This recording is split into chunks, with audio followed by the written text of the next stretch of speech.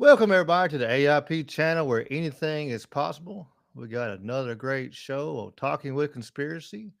Uh, we are live on Facebook tonight. We're live on Rumble. We are doing better than last week, so we're kicking in here.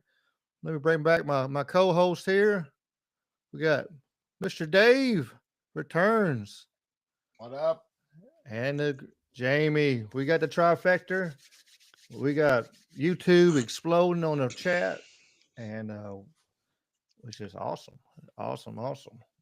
How y'all doing today, sirs? Man, I'm doing well, brother. Went and got a haircut. She got it shaved off. Been telling the joke all day. My barber told me that my hairline's been running since January 6th, so I decided to go ahead and give it a pardon and just whack it off. You renegade, you. I thought you were gonna say you got your ears lowered or something. You know that old.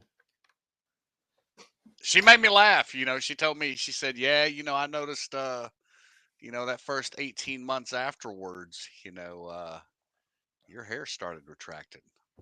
And maybe I was a little nervous, for a little while. But now that DT's in office, I know that I'm pardoned. We're all pardoned. It's bro, bro. There we go. It's You funny better looking watch back on out for old Peyton. pictures and seeing not realizing how far back my hairline was, even when I was in my like 31, 32. right. But I had my full red beard and stuff though. I had my iris showing through, till all this gray come in and this crap right here. Uh, but to start the show, I wanna do something before we do anything else. I'm gonna do a moment of silence. One of our friends in the MMA community passed away. He lost his battle with cancer. Mr. Dave Ferguson. He's well known throughout our whole area. Was just inducted in the Tennessee Hall of Fame. Was it the Martial Arts Hall of How was it? How The was it named, tennis, Jamie? I believe it's the Tennessee Martial Arts Hall of Fame. And yeah, so he was only 50. Oh, we ain't starting this internet stuff tonight. He was only 50 years old, and um, sad to see, So, The um, Tennessee Mixed Martial Arts Hall of Fame, the official title.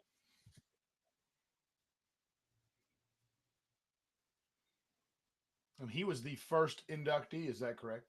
yes, Yes, he was yes, the he first was. inductee, and so it was pretty cool. Very cool. But yeah, I want to do yeah, I like to do just a moment, bring my headphones back a little bit, and do a little moment of silence. And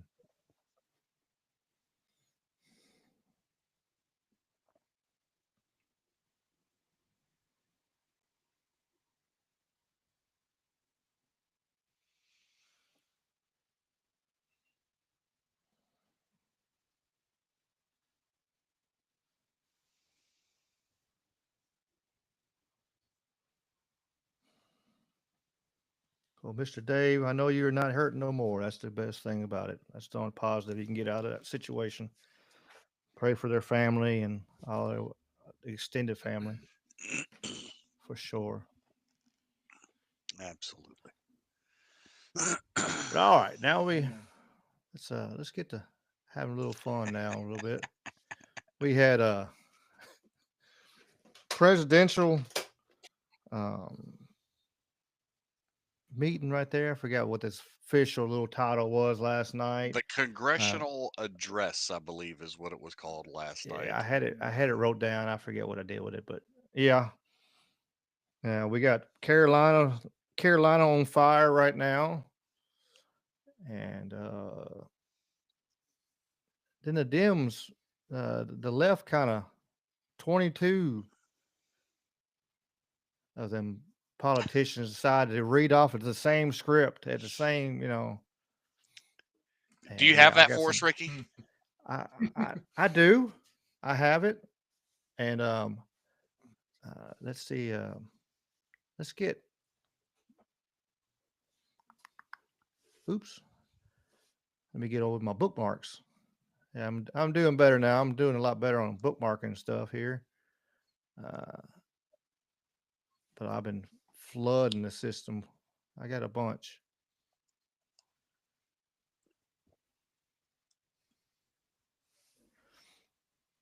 All right, got it pulled up. Let's see here.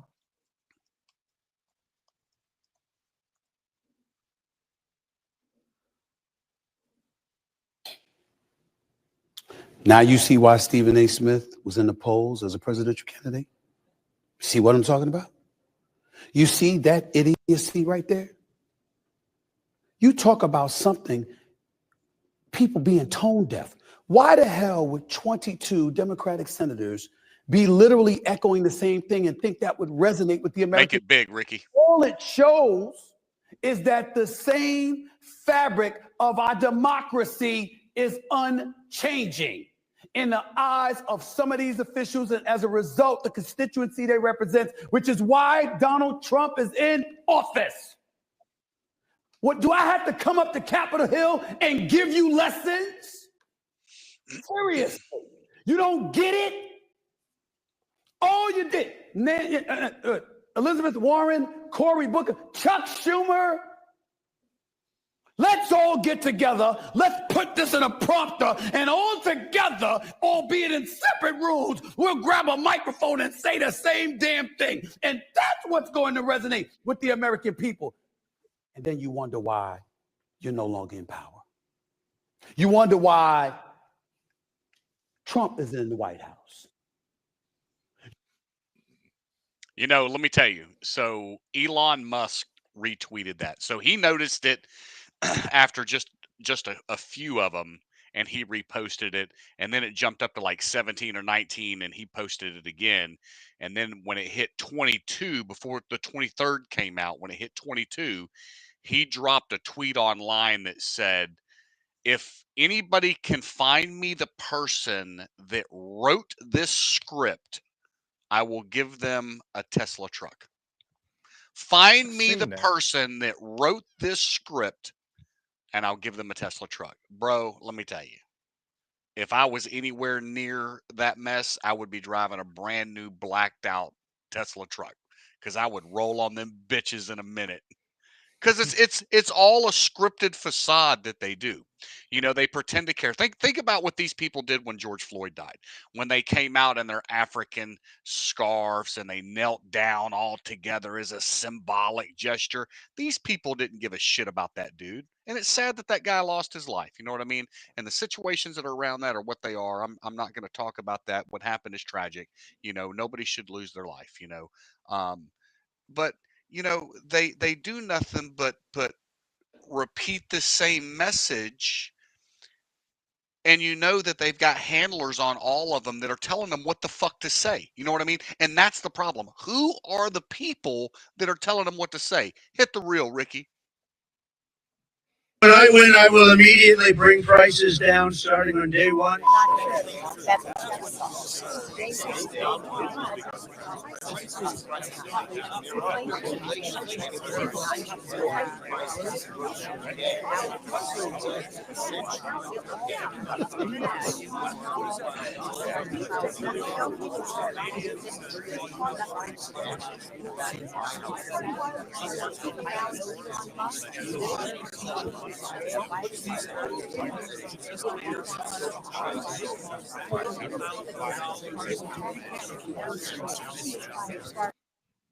Who is the social media coordinator that built that for them? Because they all put the same graphics, the same image, you know, the same videos. Who coordinated even that? some of them like sit down the same way. Like a bunch of them, you watch the Right. beginning. Okay, guys, I will immediately what we're bring gonna do prices is down. Let me shut them up. no, but Yeah, that's watch it. them You know, sit down. right? Boom, they sit All right, down. guys, listen. We're all going to start standing, okay? And as we start speaking, we're all going to sit down. Okay? Does everybody understand the assignment? Okay, all but kids. Chuck Schumer, because he's too old in that hell to stand up. Shit. Come on, man. Dave, you buying this, man? Well, that could be a clue. Schumer never stood, so that could be a clue to who's running this charade, and everybody fell in line behind Schumer and his team. That's a clue right there to your Tesla truck. But the only good news that the only thing I'll say that is possibly good news is this is not quite as creepy as the well, it wouldn't be anti-vax, it'd be pro-vax collage of mainstream media, right? That's a little more Orwellian. This seems very orchestrated and just kind of dumb. But during the COVID thing, the it other was an one exercise, the exact same thing. They all repeated the same script. that was chilling. That's right. That one was very freaky. That one was fucked up because it was local stations all over the country, as to where this is like an organized activist social media campaign by a bunch of Dems. You don't think the same? No. Wait a minute. You don't think the same people are in charge of both scripts, homie? Soros. Sorry, I had to clear my throat. Okay. Sorry. You know what I mean? That's what you need to understand. Okay. The principles of adult learning. Okay. The method that uses to teach adults to learn. You have to lay this out in a format that people learn in. Now, we understood a few years ago that the long form YouTube channel videos were dying. So everybody went to short, less than 60-second clips. And if they could get it down to less than 42, they were jamming. 30 seconds is awesome. You see these marketing clips for 15 seconds long now that have millions of views, right? So these guys timed it out exactly what their message would be. They gave them a pace. Dude, this is so orchestrated on a level beyond two different organizations that just have a similar process in their so-called social media marketing. It's higher than that, bro. Somebody is organizing this shit on a global scale. Oh, no doubt. Like I said, it could be Soros, it could be somebody even bigger than him. It shows that they're a bunch of puppets. Absolutely. I posted on the deep breath. Hey, look, it could be. I find it hard to take serious because these guys are such ass clowns. But I know this is the scary part. The scary part is that there's a bunch of people out there that take that shit seriously, though. That they're like, oh my God, they're right. Egg prices are higher than ever, and Trump's in office. Oh my God. And they really are hysterical every time they see one of these agitating radical left social media dumps, but it's just so comical. Holy fuck, how do you take it serious?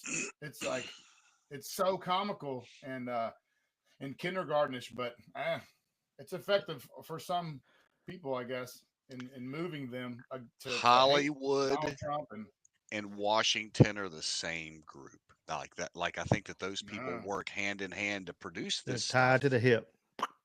Yeah. I mean, people keep fussing about eggs, but they have TikTok brains of memory of y'all don't remember all them chickens that got killed because of supposed bird flu. Like, if we kill that many chickens, there are not going to be that many chickens to lay eggs. Supply and demand is not that hard. Ricky you got Pike, less supply. You got more demand and then you got supply. It's basic.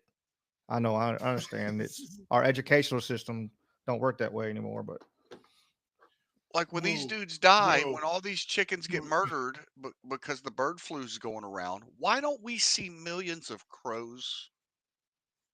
Granted, we'll see these little batches of birds that fall down, but they've been able to tie most of that to explosions.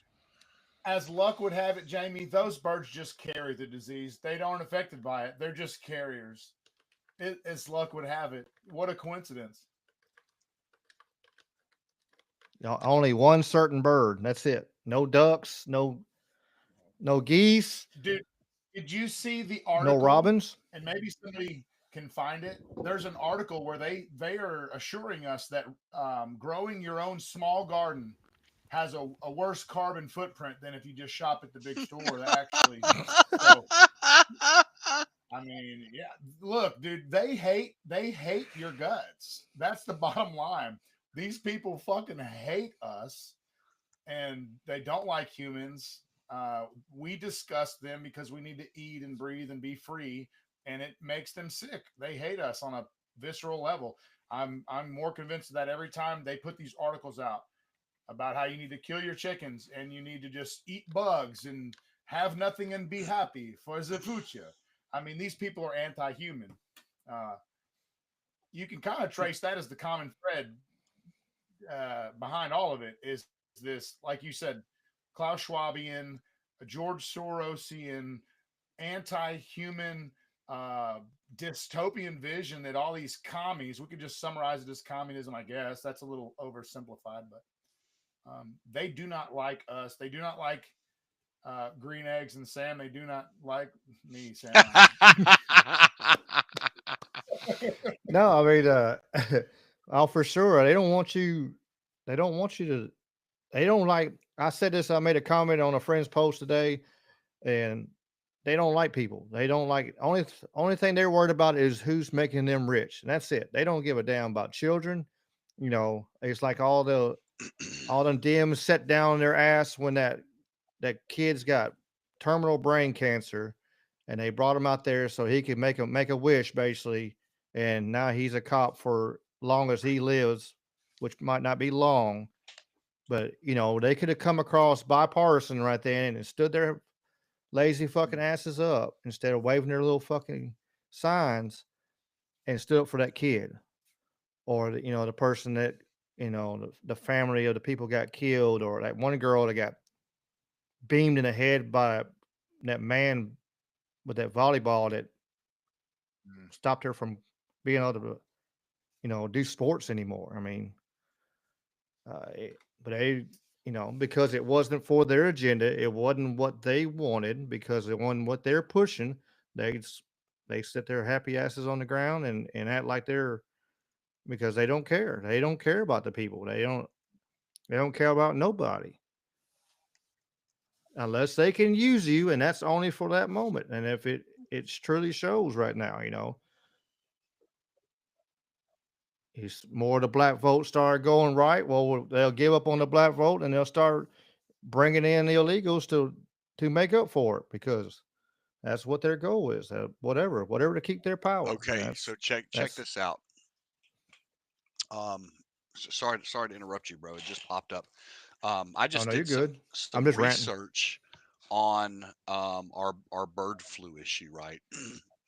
And the question that I asked was, what bird species in the U.S. have been affected by bird flu in large numbers, right? So they talk about in 2025, the first bit of information that it spits out is all based off of the current bird flu epidemic that's going on since 2025, right?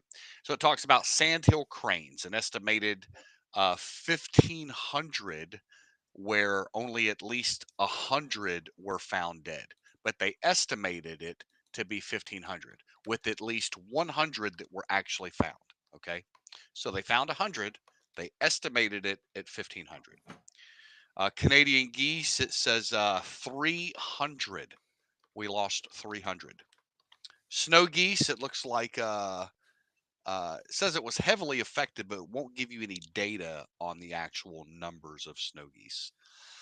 But then you look at something like domestic poultry, chickens and turkeys, 52.7 million birds.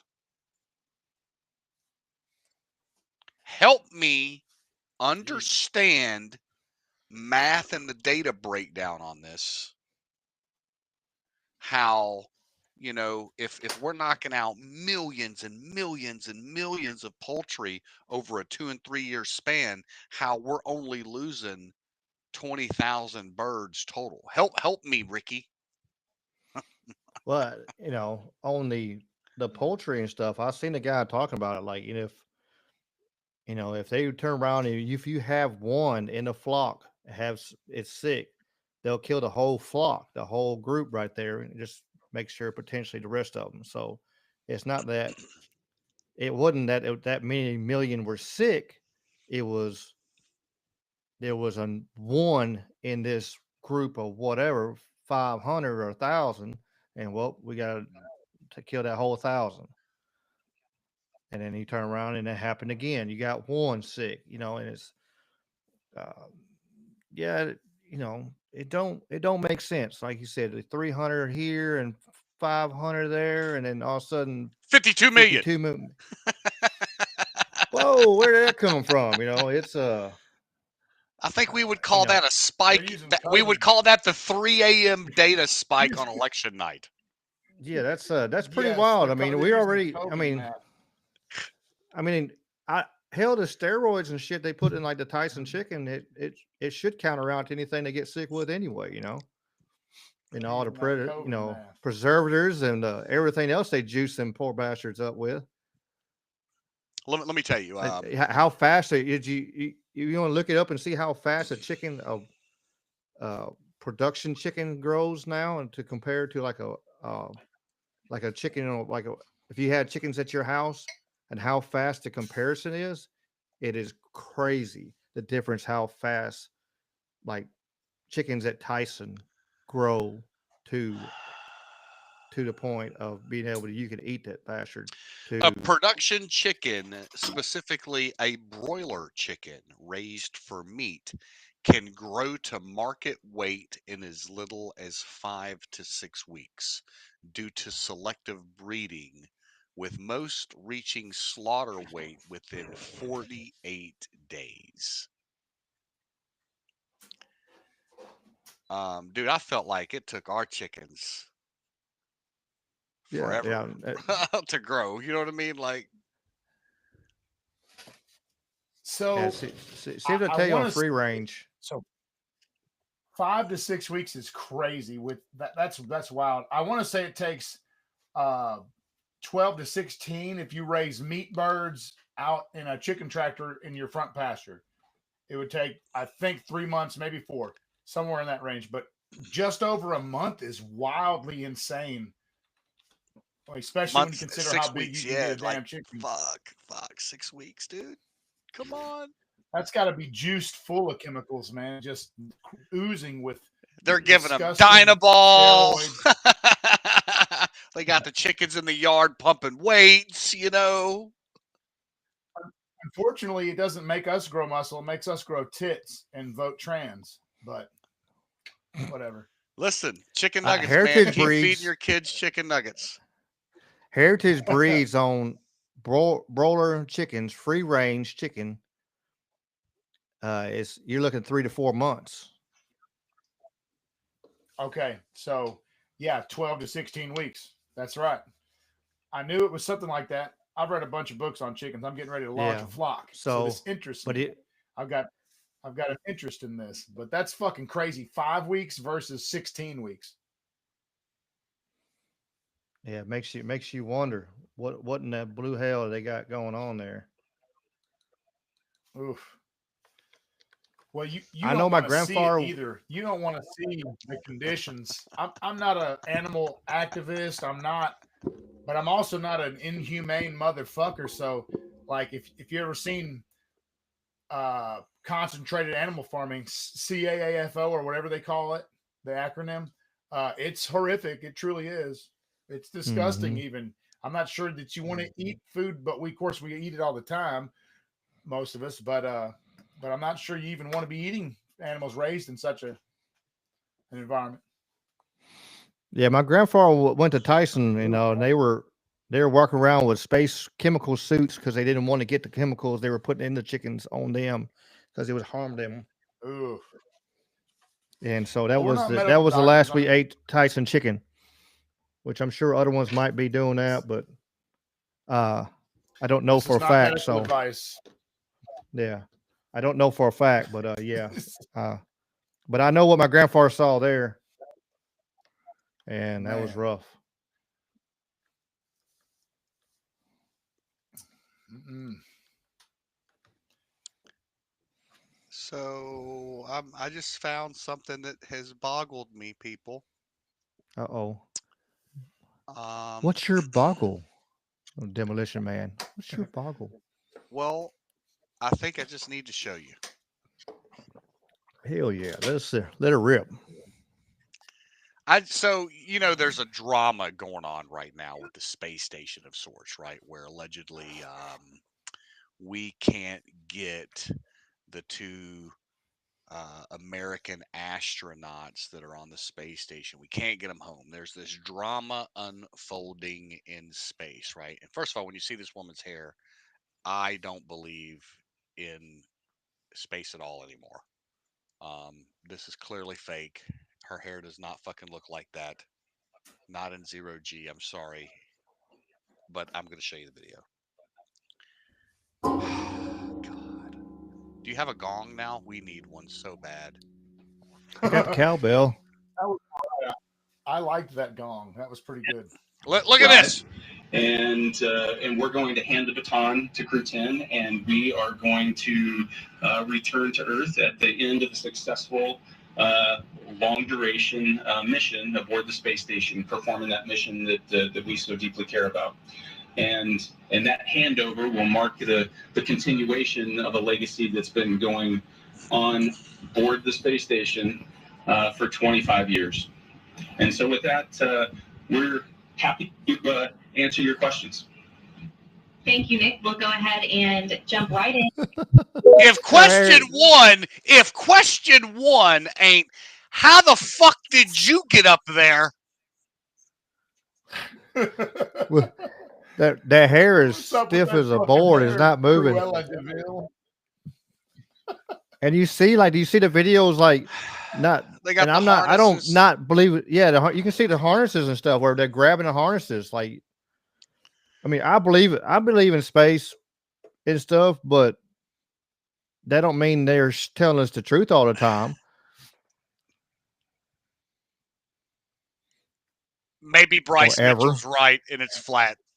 We're under a dome. Who knows? Who knows? Who knows? That's who we're gonna have to get. I'm gonna have to reach out to Bryce. Bryce, come on the podcast. Come explain this shit, Bryce Mitchell. Yeah, hell yeah, we're going. Well, if you don't understand spherical geometry, you're gonna have a real hard time understanding that the Earth is flat. You dig what I'm saying? So spherical. I'm gonna reach out to Bryce. Like, come on, Bryce, come hang out with us. That'd be fun. God, dude, I just help me understand. Point, Ricky. They lie too much, and they put stuff in our face. Well, my favorite Elon Musk quote is, "You can tell it's real because of how fake it looks." So I ponder that, and I'm like, okay, Elon, I guess that makes a lot of sense. The amount of crap that her hair was, well, that was profoundly disturbing. I don't know that exists in any natural climate, space or otherwise. So, listen, if you're in space, I imagine that your hair kind of floats around. You know what I mean? Not stand straight. And listen, maybe that's Bride of Frankenstein. Maybe the exercise. Bro. But maybe the exercise is they're just playing around and they're like, hey, we're going to be on TV. Let's stand it up. Maybe that's what they're doing. Maybe it's just a joke. I'm giving them the benefit of the doubt here. Crystal ball. Yeah, like a hiker emoji said that you think it looked like a mermaid hair kind of floating in water. Yeah, you know what I mean? Right. Not just, bro. Look, a bird could come land on that shit because it's hard as a rock. Like the bird gonna think it's a fucking bird nest and drop some eggs off of that bitch. And like I said, if they're lying to you about one thing, what else are they lying to you about? Hell, they'll even tell you they're lying. Like this clip right here, the little segue.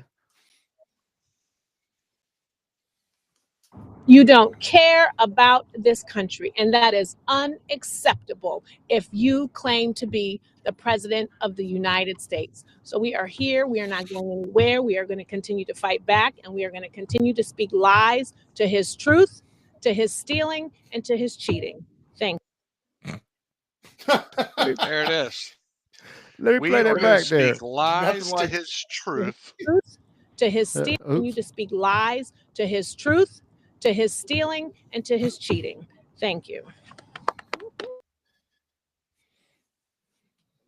Yeah. We call that a Freudian slip. Huh?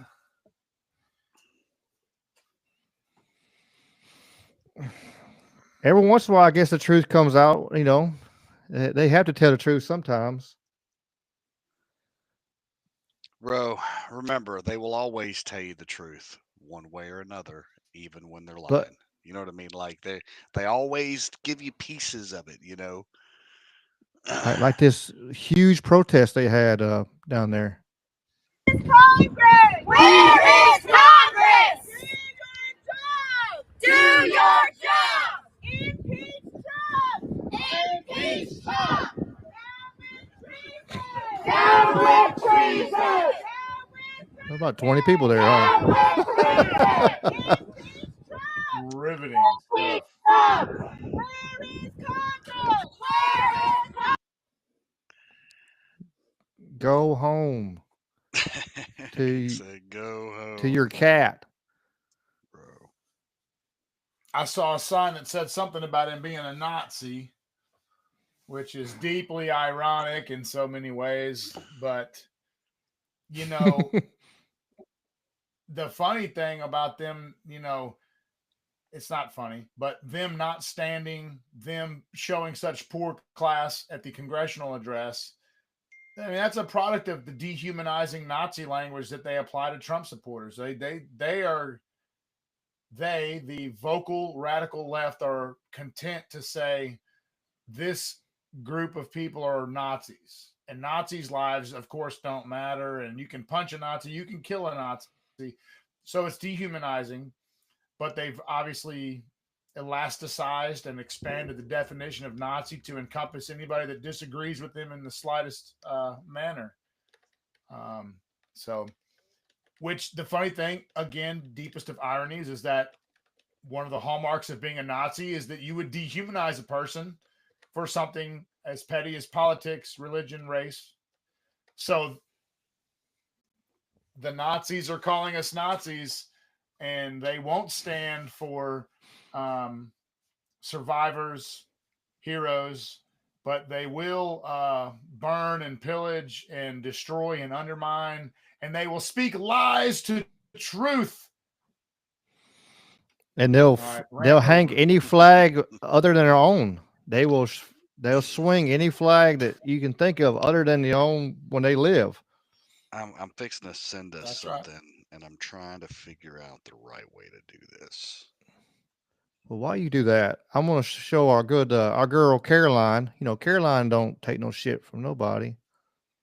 And see how she said. As President Trump asked in his speech last night, how could anyone possibly be opposed to any of this action that he is taking?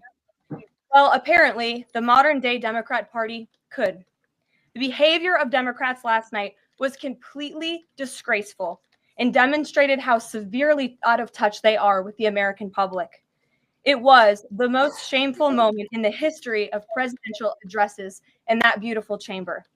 In what was supposed to be a unifying moment for our country, Democrat members of Congress instead screamed at the President of the United States, who was just overwhelmingly reelected by their constituents, walked out of the chamber, and worst of all, they disrespected the American people. Democrats didn't stand to keep men out of women's sports. They couldn't even clap for a girl who got her head smashed in by a man on a volleyball court. Democrats didn't stand for an innocent and beautiful child who is surviving brain cancer. They opposed eliminating taxes on tips and Social Security. They didn't stand in favor of cutting taxes for hardworking Americans. They couldn't even clap for two mothers whose daughters were killed by illegal aliens. One of the only things that could get Democrats off their feet last night was cheering for Ukraine, not for America. Last night was a very clarifying moment for our country. The Democrats exposed themselves as the party of insanity and hate, the party that wants to put America last. They've allowed their Trump derangement syndrome to stop them from celebrating America and our people, and we will not allow them to forget that. And I don't think it's the Democratic leaders. It's not all Democrats. It's not.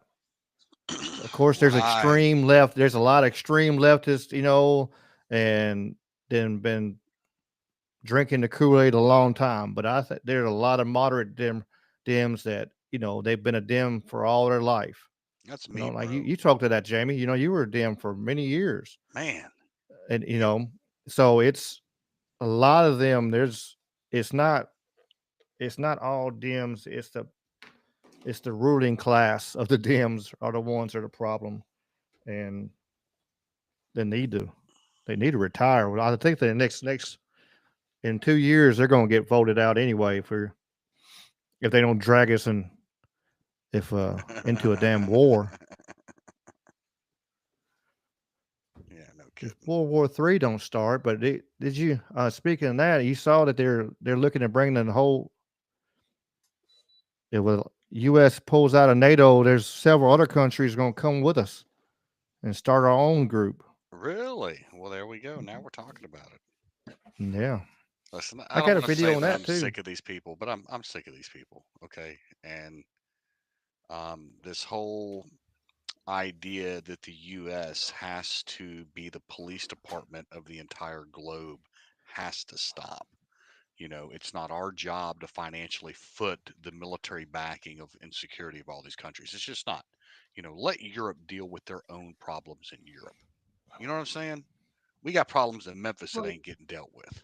Yeah, But what we're spending about billions. international liberalism and diplomacy, American democracy spread abroad, Jamie? We're bringing those people freedom. That's the problem. We should probably stop that freedom, nation building thing that we're so bad at. Because we are grossly bad at it. Mm-hmm. Fundamentally and empirically bad at it. Well, I think intentionally. That's right. There you go, Ricky. That's right. That we are intentionally bad at it. It's not going to let me send the purpose was never to nation build, was it? It was to No. warmonger and extort and exploit and harvest, right? It's that's the point. Yeah, I mean, and you got Europe looking bad on the US, but if you turn around and look, like this nice little meme likes to point out, the EU spent $94 billion for aid for Ukraine. 125 billion they bought oil and gas from Russia. So they're just like the Rothschild banks back in the day, and they're spending money on both sides. And it's even hidden. Look at that, how it's disguised as energy purchase, but it might as well be bullets they're giving them. That's a great point. Yeah, if they're spending money to buy stuff and manufacture stuff, and if you're spending money with them, you're helping them. That they don't want us. They don't want us to. It's just the neocons and the warmongers and all the ones, like I said, have been paying all them politicians for years and made them millionaires, and they gotta do what the bosses say, or they'll probably push them down a flight of stairs or something, because all of them. That seems to be a common theme. We will kill yourself. Yeah. We will kill yourself. Yeah. We will kill yourself. Yeah, that's what we need to do. We need to put them all in jail. We do, like Strange has said, we need make them, really for the crimes that they have committed against our nation, and our people, and what they've done, stealing from us, and we're over here, being, good people. We're, pay our taxes. We go to work. We do what we're supposed to do, and then our money's going to bullshit all over the world. It's, and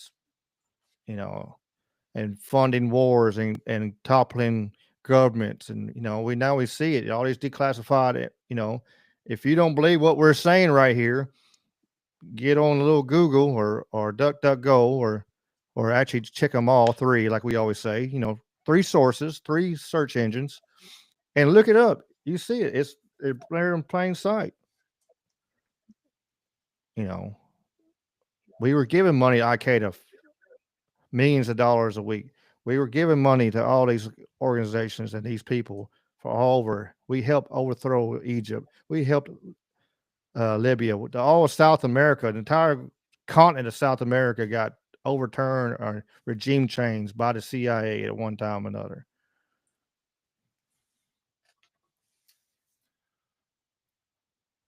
That we haven't got to get, that they wanted to do is they with Russia for sure. We regime changed Ukraine in 2012, 2014. Yeah, Brave's a good one. Brave's a good search engine too, whistling pee hole. But whichever one, like Google used to be the one, used to be the king, but we know that they're full of shit and they're bought and Yes, they cover up a lot of shit. So unless they I'm looking up give a you- car part, that's about the only thing I use Google for anymore, is for like a car part or something like that. If I'm doing deep research, I got multiple search engines up and I'm multiple tabs and multiple looking. That's right. Man, I'm still trying to get into my Dropbox, bro. Oh, you're good. And speaking of the millions and millions and millions of dollars, while you do that, I got a just bloated bull.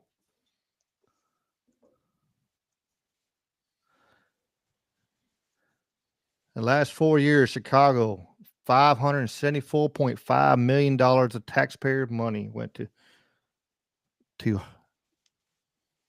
healthcare, housing, food for illegal aliens that they shipped in, their goal to help use to take over.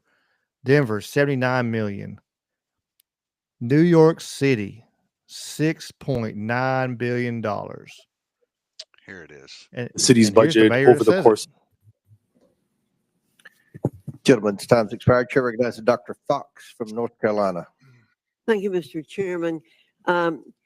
Mayor Johnson, in the last 4 years, how much has Chicago spent on care for illegal aliens? Thank you for that question, Congresswoman. So since 2022, since the governor of Texas began Just shipping. tell me a number. I don't need a speech. Just tell me a number. So since 2022, since the governor of Texas was shipping individuals to cities across this country, the city's budget, roughly 1% of the city's budget over the course of 4 years. Mayor Johnston, the same question, and I don't need a speech, just a number. Thank you, Dr. Congresswoman. Thank you, Congresswoman. It's 79 million over the last 2.5 years. I thought I watched this and it was a man asking this question. New York spent to care for illegal aliens.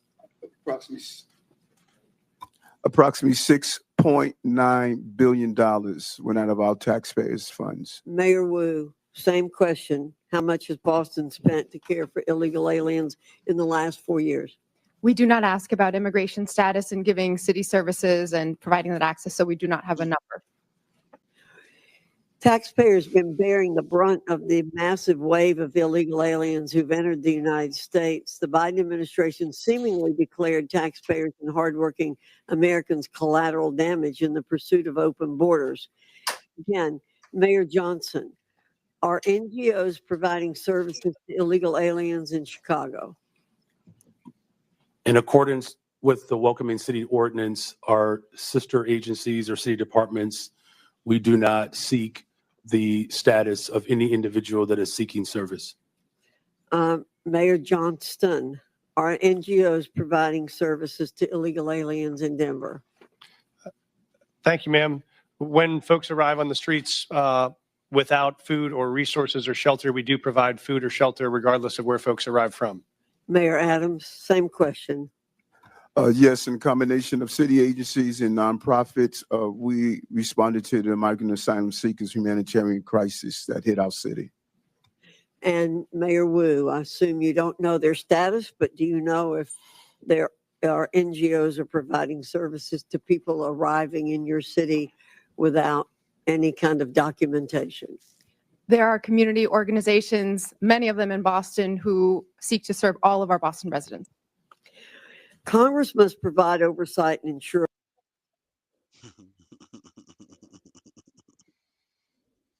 They got no What was that idea. on her forehead?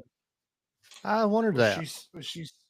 Is she acknowledging Catholic tradition? And I'm not hating on that, but I just find it ironic that she has a public display of a cross of ash on her forehead when the Bible clearly says that when you fast, you are to wash your face and anoint your head with oil and present yourself as if you're just fine. You don't come forward with ash on your face and showing how distraught you are because you're fasting and you're so spiritual.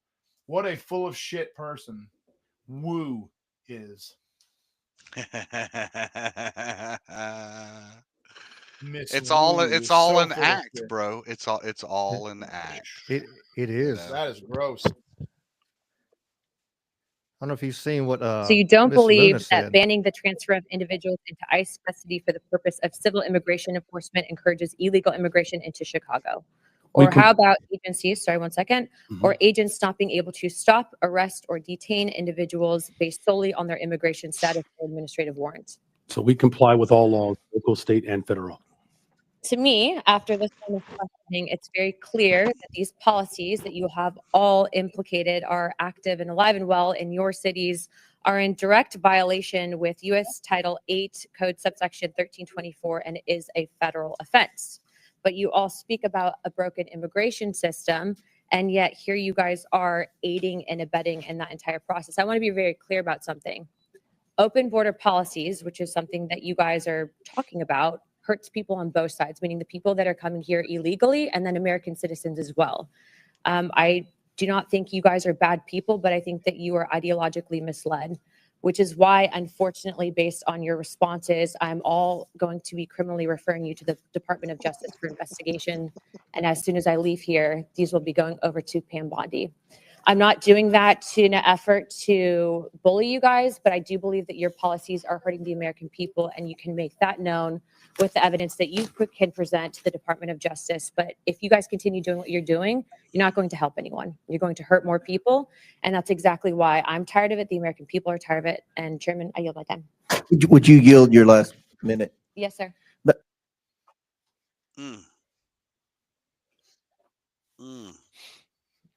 Yeah, Mrs. Luna don't play.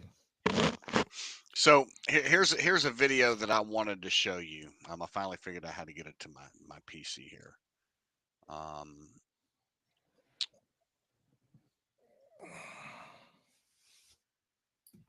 So in Memphis the other day, I come across this video.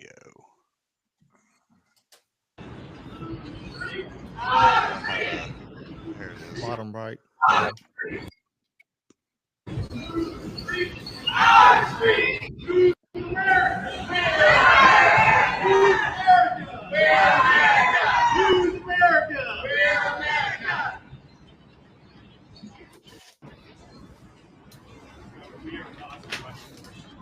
wonder if that's the same group that was occupying. This is Memphis. This is downtown Memphis. That's what. Remember the Occupy Memphis? They had like 5 tents. We are not Russia. We are not Russia. We are not Russia. We are not Russia. We are not Russia. We are not Russia. We are not Russia. We are not Russia. At least they're walking down the trolley line where you're not blocking traffic. They're just going down Main Street where nobody's at.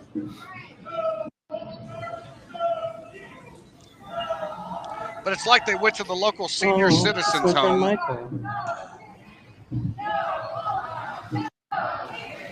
You see a lot of them videos like it's what it is. It's Is that Hunter Dempster? I don't know. You know that guy? I don't know. About to find out. Let's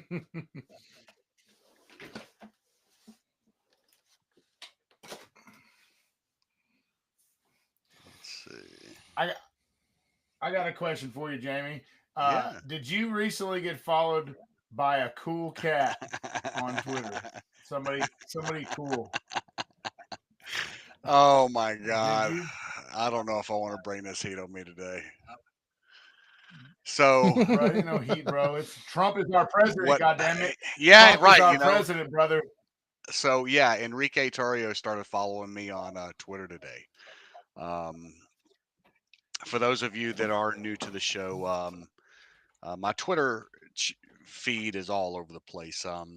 I did stand-up comedy for quite a while before I took a corporate job. And when I did, I went through my Twitter feed and I whacked almost everything, cleaned it up, took all my video and stuff like that down. And then this little event called January 6th happens. And I happened to go be a tourist in Washington, D.C. at that time. And my Twitter feed kind of picked up a little bit. I've only got a couple hundred followers. It ain't big at all. But I commented on some of his shit and I sent him one of my pictures and volunteered to do a voiceover for him. And the dude followed me online and I thought that was pretty cool. I know he's trying to start a podcast and I think, in fact, I think he dropped the first episode today. So, oh, cool. Yeah, Enrique Tarrio So follows me online. I thought that was pretty cool. Is Enrique the acting and current president of the Proud Boys fraternity, that is the story. Okay, as far as we know, I don't know honestly what his official title is right now. Since let's pull it up and look. Everything. Yeah. I had Davey Boy Smith Jr. follow me the other day on Twitter. I was like, I thought that was pretty cool. So the noble, the British Bulldog back in the day. Noble leader. So one of the things that I know that has taken place that I think is a positive thing,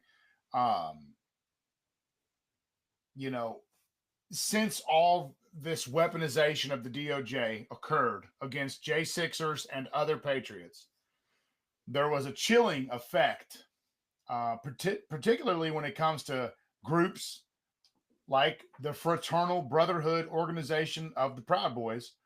Mind you, we've discussed before, Enrique is not a white supremacist. He's not even a white man. He is Afro-Cuban. He is a diverse individual. But the DOJ said, hey, this is a hate group. And so, boom, there it was. And people were going to jail.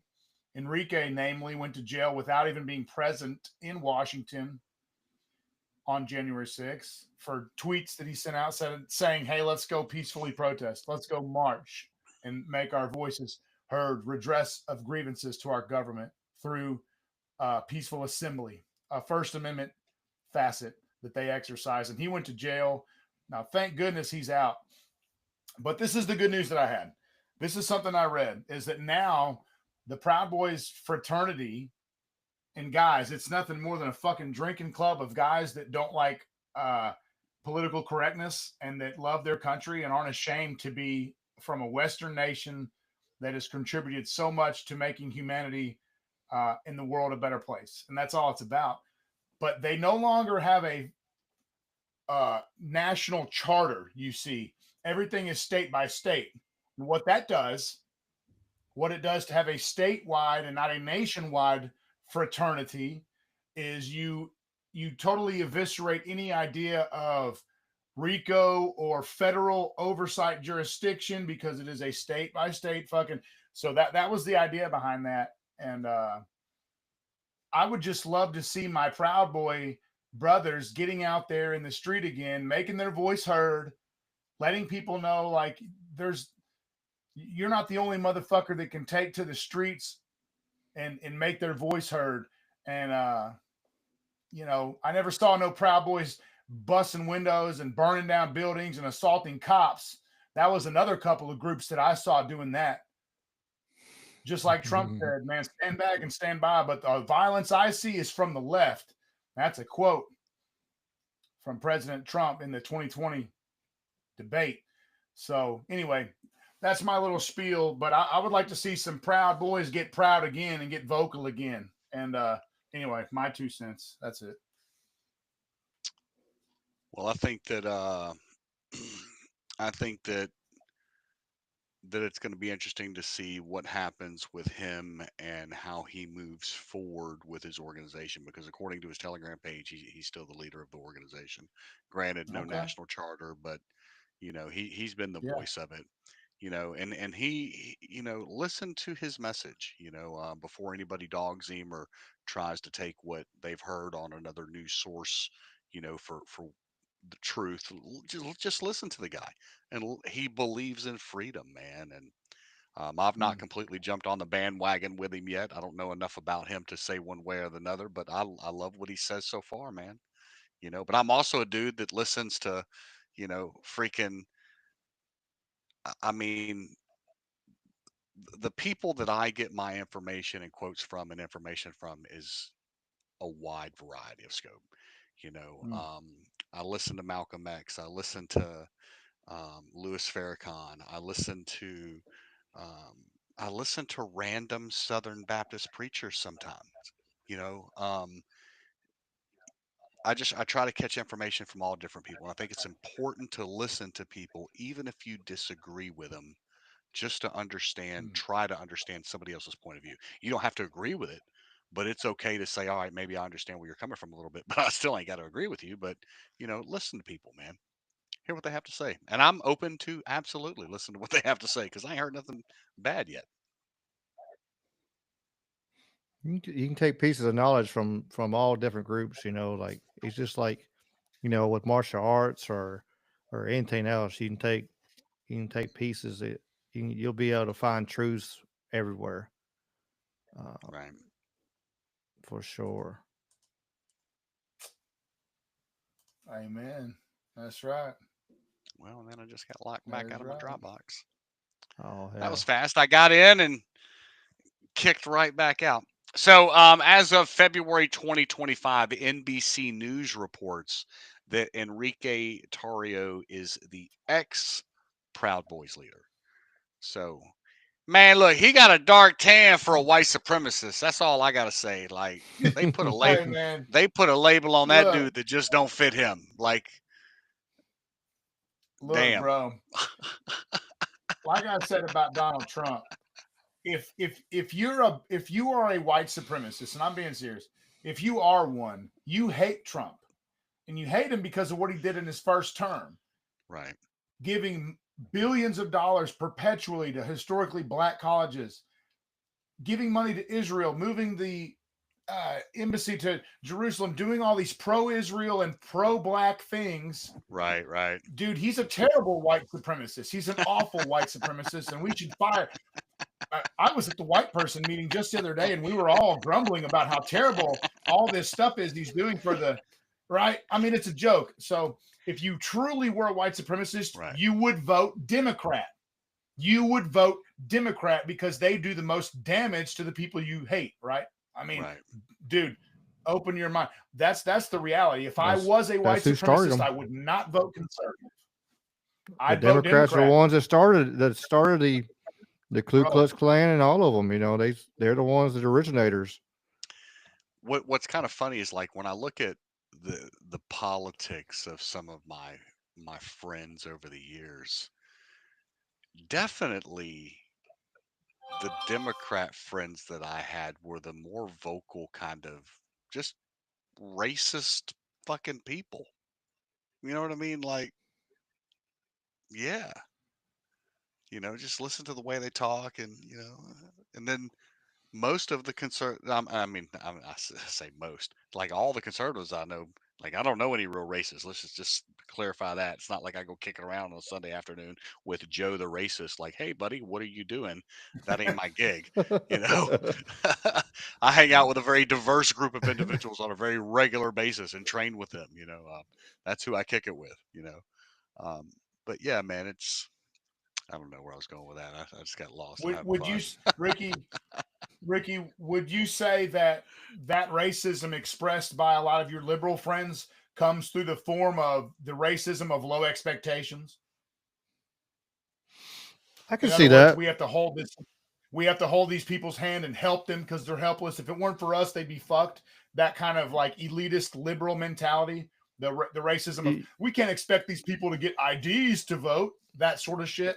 Right. Yeah. I mean, because they gotta feel better than the person. You see that all the time. You see all these Karens and all these, you know, libtards and stuff. They're turning around and they're the extreme side. Like I said, there's a balance and there's extreme, and you see it all the time. You see them, they turn around and oh yeah, like with the ID.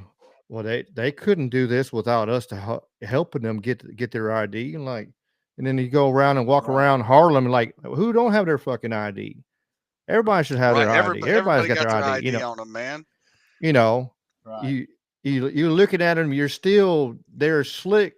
It's not even slick, but they're slick talking down to the people that supposedly they're trying to help. They look down on them, thinking they're better than them because Look they at need Steve. their help. Look at We Cohen. got to help them. They can't do it on their own. There's no way they could do it on their own. Like, what are you talking about? Like, everybody is capable. There's not Cohen sat at Congress and ate a fucking bucket of Kentucky Fried Chicken. That is the blackest white man alive. Didn't you know that? He was named that several years back. He is the man of the people now. You can't fuck with Steve Cohen. Even Harrington couldn't fuck with Steve Cohen. Man, like that dude.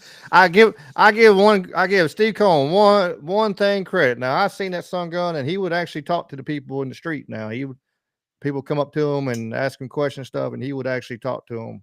I've seen him a bunch of times and Cecil's and stuff back in the day, and before they tore it down and made that Kroger. But I'll tell you how long ago it was. But I give him credit for that. But yeah, that's some gun, But hell, Memphis politics, we've never been good at politics in Memphis. We had Ricky Smiley go to prison for embezzlement and then turn around and got out of prison, got reelected, and then went back to embezzling again and got caught again. Bro, and if that don't Memphis make you, politics is just Steve, you gotta Cohen. wonder. Go ahead. I was going to side train, Jamie. I want you to go ahead. I want one of our listeners to look up the etymology of that name. That's an interesting name. This first name, Stephen, is Greek and means crown. The last name is Hebrew. It's Jewish. It means chief. So the crown of the chief is what this guy's fucking name means. There couldn't be a more ironic liberal name, but go ahead, Jamie. I'm sorry. You talk about, we know obviously there was election fraud in 2020. Okay, there's no doubt about it that they robbed our fucking country of an election. And if you know that it's going on a national scale, and you know that it's going on in other countries, and you know that there are reports of issues in other places, what's to say that these people in Memphis haven't been fucking our citizens and rigging that? Or is our city really just that far to the left and fucking stupid? Like I was, and I kind of remember my trend. Look, man, I used to watch Jon Stewart and Colbert every fucking night. Like that was my go-to thing at 10 o'clock. Like I was so engulfed in their message, and I, now I look at them and I'm like, God, what was I thinking? I mean, Jon Stewart, listen, I give Stewart a lot of props, man. The dude he's a comedian. He calls out people on both sides. He calls out some shit when it's wrong, but I think he is a paid shill. You know, he done some good stuff for some New York firefighters on the whole post 9/11 fun stuff, and you know, but I think at the end of the day, man, that these people in Hollywood and on late night TV are all paid shills there to deliver a message.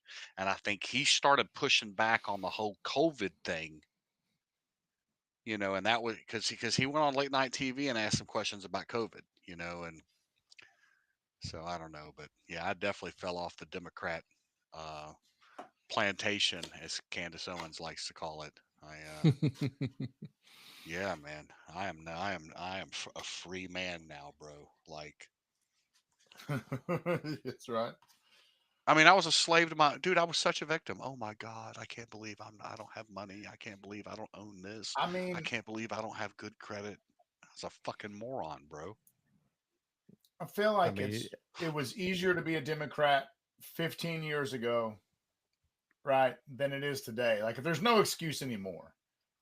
There was maybe some excuses back, George H.W., especially when we started learning about all those lies. And the way a two-party system works, it makes you ebb and flow. It makes you left and right. It makes you pendulum swing. So we got sick of the warmongering, lying George W. circus, and a lot of people, rather than going underground, I don't know, maybe they swung left. I mean, look at Alex Jones. He was very critical of George W. Bush, and he Right. was not a liberal though. But right, so it's an interesting human trait,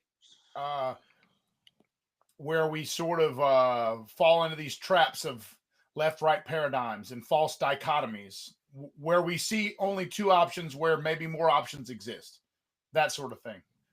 but if you look through our last several years of history of politics, is exactly what we've had. You know, you hit Reagan, and then you get senior. There's 12 years of Republicans, and then they swung it back. Then you had old Slick Bill and doing all he did for 8 years, and then you got George W. for 8 years, and then you go back, and then you got 12 years of Dems, and now, you know, what we're going to have But now, I don't it's know. not Republicans or Dems. That's the thing. That's the illusion that everybody Yeah, I has, right? agree, but It's the I absolutely same. agree. I mean, I used to be, you know, I know I've never been extreme on either side or anything, but you know, I was more hardcore, I guess you'd say, you know, right. And then, like I said, like, and I've made the comment a bunch of times, and you'll hear me say it 1,000 other times. But after 9/11, it made me open my eyes, go, what is going on? We're getting lied to. You know, you got building 7 fell down with no plane hit it. You got building 6 with a hole blown through the center of the damn thing. You know, you got no plane wreckage at the Pentagon. The terrorist who supposedly attacked us is in Afghanistan, but we're going to go Iraq. Um, we found passports, you know, after planes and bodies and everything got obliterated to teetotal fucking hell. We didn't find nothing, but we found a passport that was intact. You know, it's just like, man, this shit ain't adding up. And then the more you dug, the more you looked, and you're like, wait a minute, and it pulled me, you know, question all of them, absolute question all of them, you know, to, you know, right now at this point in time, I'm just hoping we have some good people in there and they're doing what they're supposed to do. Well, if it's not more circus and soap opera, you know, hopefully it's not more of that. And the possibility is there, you know, it's just, it might be more movie. Like we said earlier, there's damn Hollywood and DC tied to the hip, and they do it all the time. And they know how to make a movie. They know how to fool a lot of damn people. And I'm hoping right now we're not. Hopefully we can get some good things happen, and hopefully don't. Damn, we're hoping to God Almighty we don't get no World War III, because over this warmongering, evil as sons of bitches So that you know, that they're not going to go in there. It's going to be our friends and our families grandchildren and children are going to go over there and get killed over some bullshit. That's the one thing I don't want to see and whatsoever. So Zelensky he agreed and reneged. He agreed and reneged. He agreed and backed out that bitch again. And then he agreed and sent a letter to the president that he read last night during his televised address. And then that motherfucker reneged again this morning. Now, in my opinion, in my honest personal opinion, that motherfucker is fixing to get treated like Saddam and they're going to off him. Trump said it. Trump said it on the freaking thing. I heard him. He said it, the Ukrainian people want peace, but with him it might not be around much longer. And he pretty much and I think he said means that, it. He pretty well said it. You're reading around the lines just a little bit, but it ain't much. He pretty well bluntly said, like, either he gonna play ball or he's gonna disappear, one or the other. And hell, it's proven that he was just a damn actor anyway. He's been an actor, and he made that comment that he made that comment about, if they get to become part of NATO, then his mission is done, and he could actually step down. So it's like, he's been put in. This is what his mission is to do, is to bring them into NATO and to cause World War III. He was planning there. He pretty much said it. In my eyes, hopefully cooler heads prevail. I did see like this video right here. I'll share this real quick. Hopefully more countries decide to come on and I'm gonna hope we leave NATO and a bunch of other countries come with us. Italy shocks Europe today, announcing they're done with Ukraine and instead teaming with Russia and the US. After France and the UK came to her asking if she would contribute troops to Ukraine, she says, "You can go to war in Ukraine, but not with my soldiers." And on the same day, she announces all aid to Ukraine is cut and all Italian military in the area to come back immediately. Her and Trump will now meet to schedule a meeting with the rest of Europe, to which she says they need to wake up. She's not the only European leader making shockwaves this morning. Hungary's Viktor Orban announced that they will leave NATO if the US does, as he says a partnership with Russia is way better than a war with Russia, which makes sense. Poland also announcing they're done with Ukraine and actually ramping up military spending. And it doesn't stop there, as Putin has suggested a NATO-like alliance with the US and other countries interested, with war countries such as Slovakia announcing they're all in. What makes this new alliance so appealing is that it doesn't force you to be dragged into another country's war. It's NATO's Article 5. If one country is attacked, all other ones are at all-out war. Putin says that this new one would have a vote of all countries to determine if it's necessary. And that's why we need to back out. Did I say today? I mean, like today. Yeah, I mean, I've seen people fussing about it on Facebook and stuff, and I've actually started commenting on some of it just because I can't help myself. But Ricky, be careful, okay? I know. I'm trying. You could lose your entire livelihood over one bad comment that somebody reads in the wrong tone and allows their emotional bucket to overflow. I know. Next thing you know, you're sleeping on a couch in the gym. You're homeless, and Karen feels better.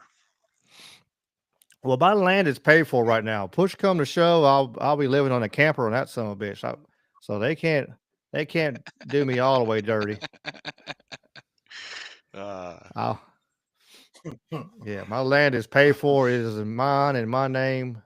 So fuck them all. That's right. That's right. But we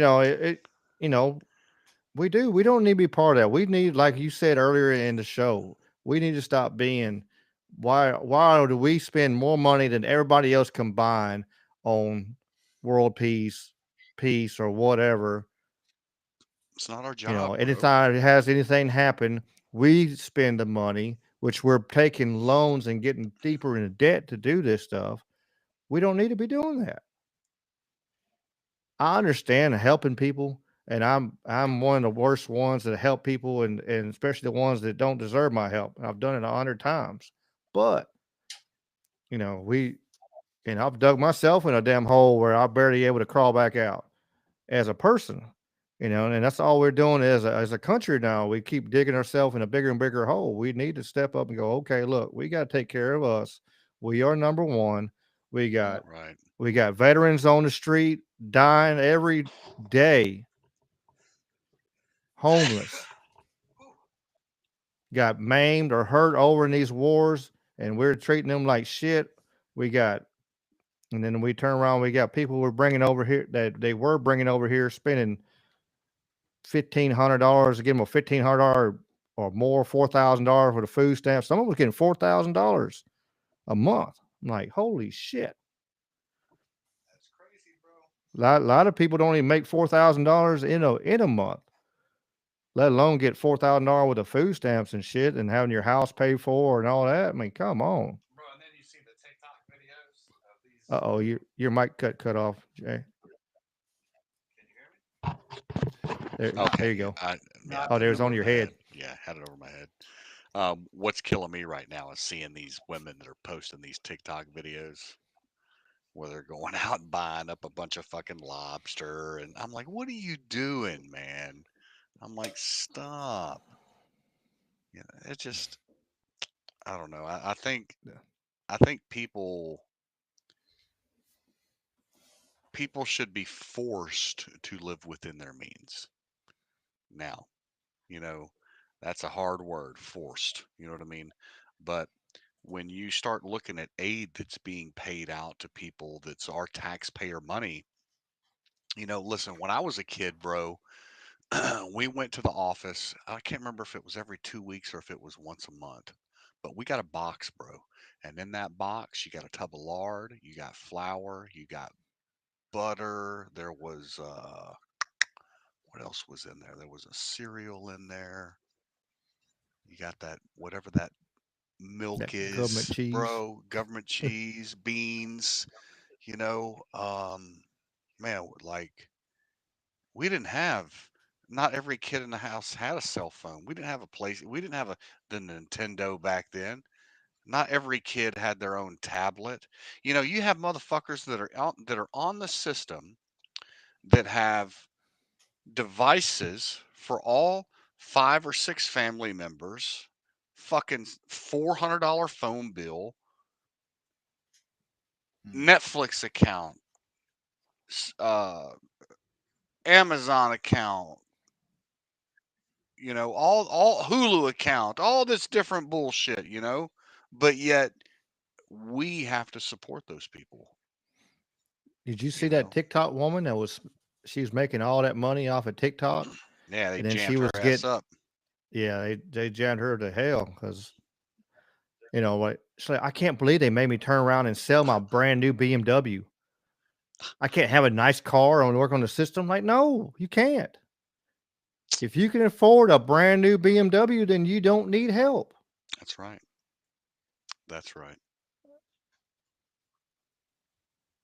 You know that you're taking away from people that need help, and then you got people that can't get on the system or are right there on that borderline. Well, their husband makes just a hair too much money, so they're gonna give them $80 for food stamps or some bullshit. And they got 3 kids or 2 kids. I've known people like that. Like, man, they just had a little, you know, somebody gets sick and they're just short term, you know, and they can't get on it.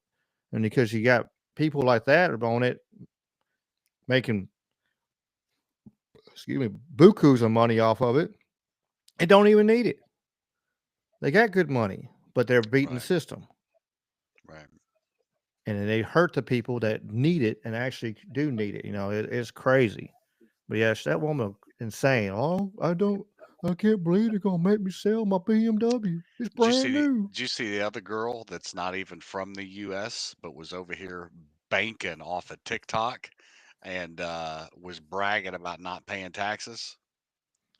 Oh yeah, yeah, yes. Tom Homan commented on that chick's account. Yeah, she took her count down, but yeah, it's over with that. We'll be coming to see you. But and then she was trying to get Elon assassinated, and we're just like, I don't care. There's nobody. They don't have enough people to check on these, so I can just go. I think I got a bookmark here. Where's that crazy individual? Is that I what had we're it pulled calling up. them? Yeah, Crazy individuals. individual. They were. I'm trying to be nice. Yeah, I'm not trying to get canceled. Not too much. I say funny shit that I think is funny, and the next thing you know, I got people calling my boss. Yeah, there's certain things. There's certain subjects I'll pull tabs and I'm like, I ain't talking about that. That one there is sure enough gonna. Especially you talk about a certain group of people. Hell, you just can't. Sure enough, get in trouble. I actually have something pulled up for that. Oh yeah. I mean, we can let her rip. I ain't scared. So, Where is that woman, man? How many videos backs is it? Holy dog shit. Go? So, our boy Ian Carroll went on Joe Rogan. I've seen a few clips from that. Look good. Yeah, talked about all kind of different things. Back to September 11, talking about who the most evil sex trafficker in the world was and how he was tied to a certain organization that was part of a certain state or country by that way, So basically, Jeffrey Epstein, Ghislaine Maxwell, and her dad were basically all Israeli intelligent, operatives. It's well documented. Everybody knows that they were, but yet nobody wants to come out in public and really say that yet. Ian came out and addressed it. I expect this dude to get jammed up pretty quick because his social media influence is so big. Like, I'm waiting for some chick to show up somewhere that's like, hey, when he was 21 years old or 17 years old, he did this or that. His shit's coming because they're coming for him. But he just went on Rogan apparently and outed a bunch of shit talking about even going back to September 11 and the dancing Israelis. Yeah, I need to watch it. I haven't got the chance to watch it yet. Yeah. That's what I'm going to watch when I go to bed tonight.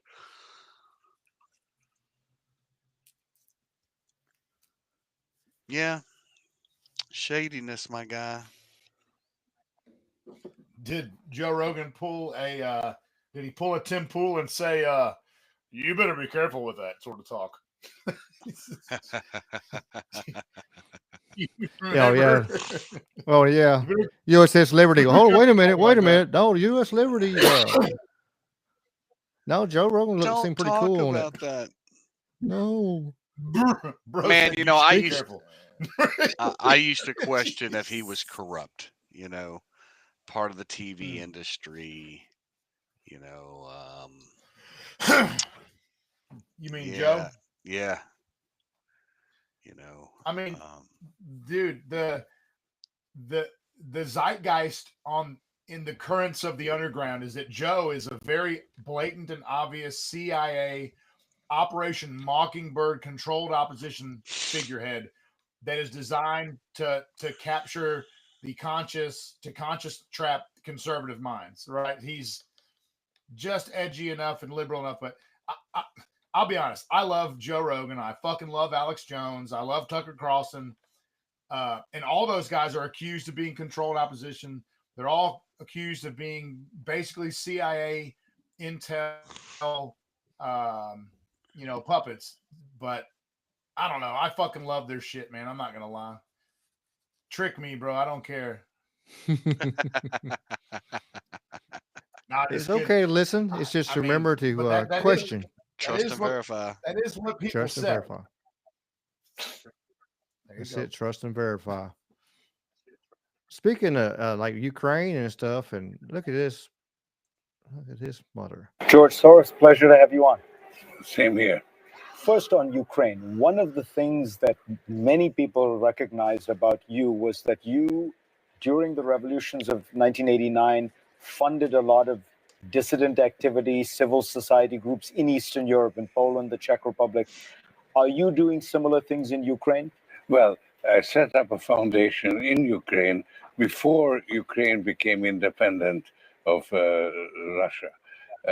And the foundation has been functioning ever since.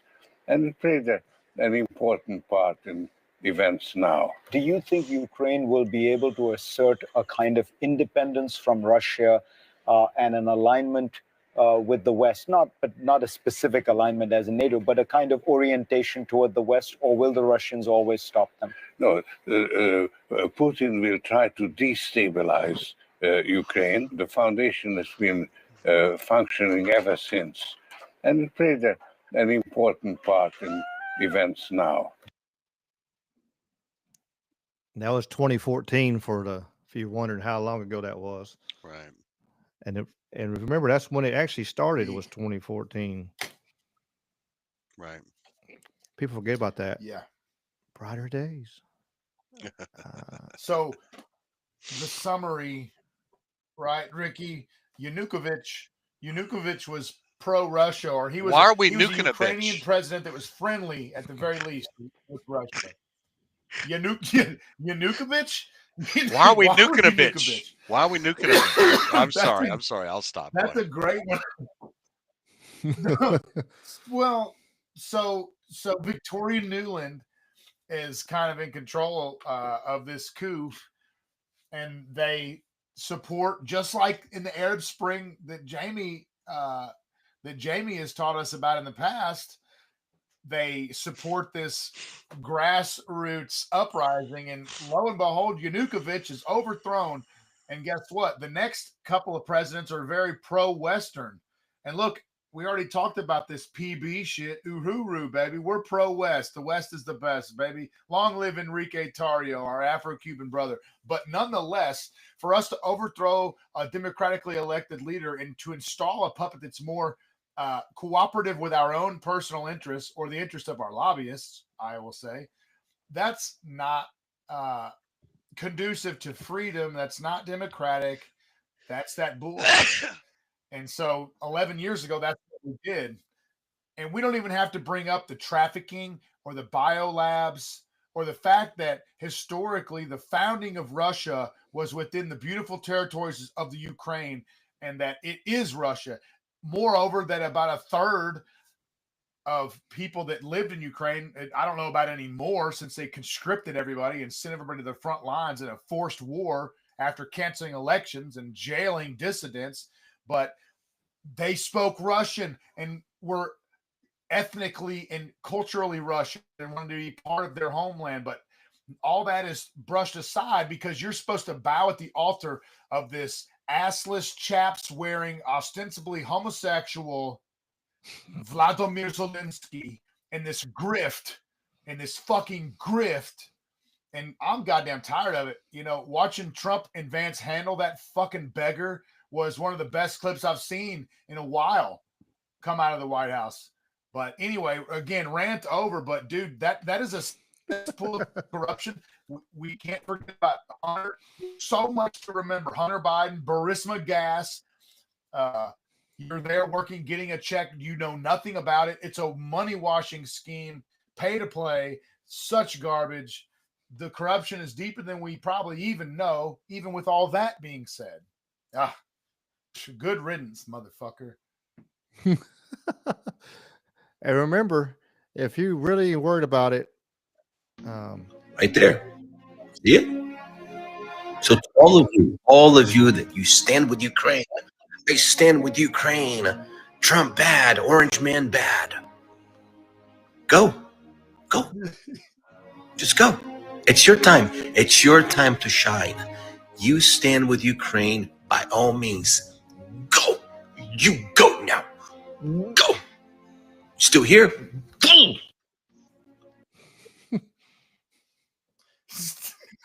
You still here?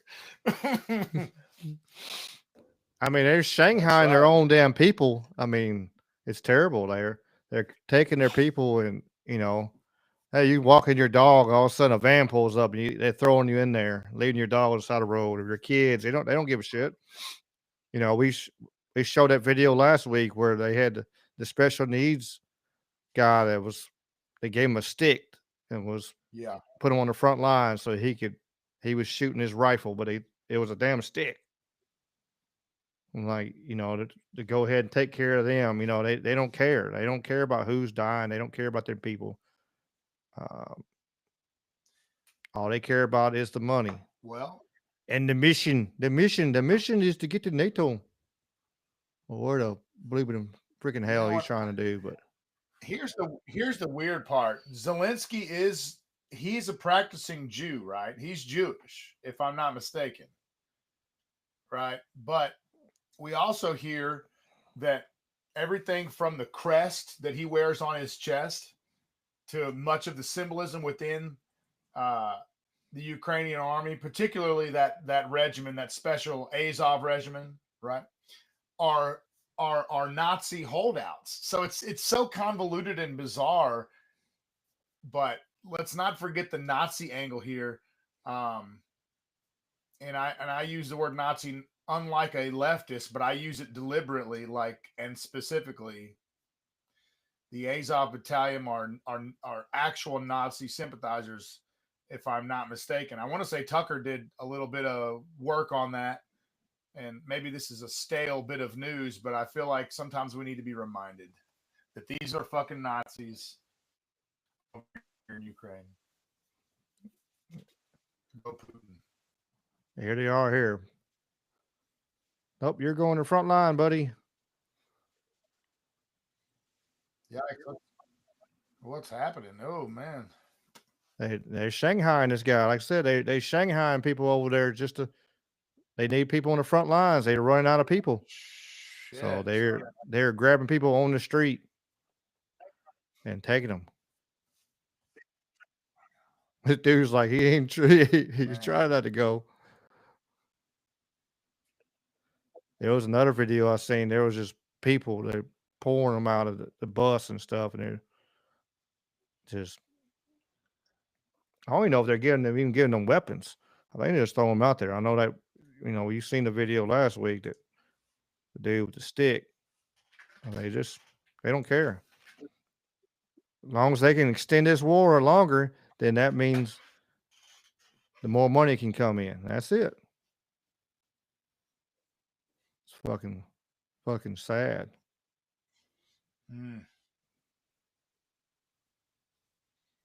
That's real disgusting. You've stolen hundreds of millions, billions, maybe at this point, but that's so gross. I mean, do we have a grand total?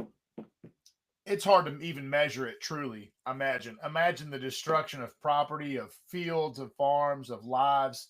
It's really untold, innumerable damage, honestly. Not to mention raw money and material and energy our country has spent, but just overall, what a fucking waste all of this was. All because we allowed our word to be broken because they wanted NATO securities, and there was already fucking agreements in place that said that would never happen. That we're not going to NATO up all along the border of Russia, especially not in a former Russian homeland. And then we do that, and somehow the narrative is Putin's aggressive and mean and bad when we renege on we talk about fucking Zelensky reneging, and he did, but I mean, we allow it, that administration. So that occurred solely under Biden, right? Right away, that jumped off when Biden got in. Is that correct? They started in 14. 2014, actually, when it actually but if you look at it, when the initial, when everybody's talking about it was during Biden, but if you look like this here. Okay.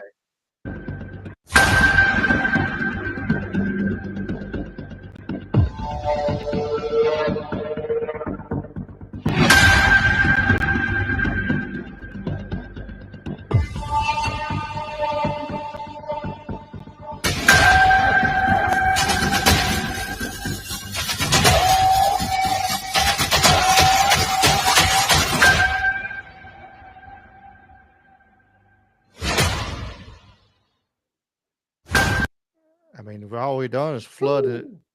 Yep.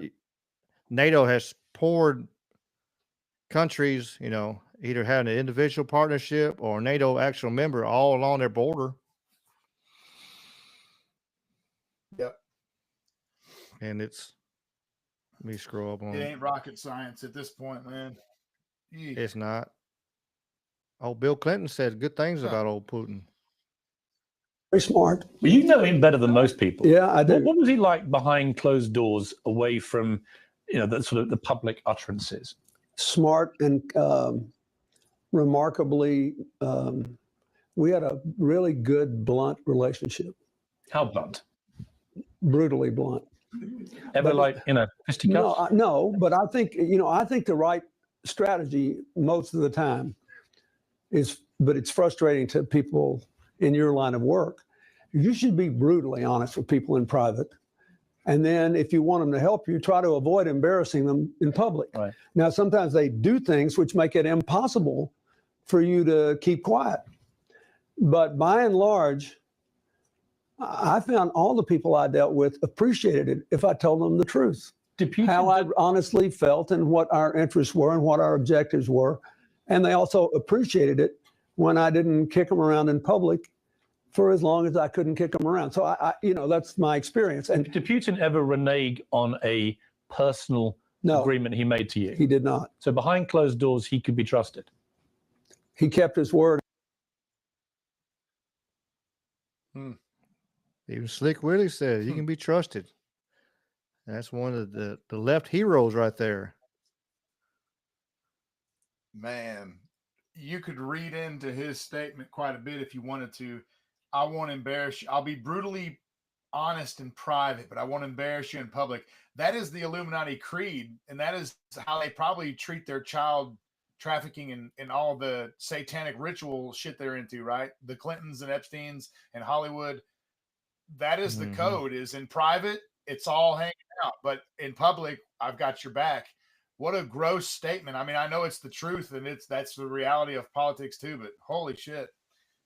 He said it right there.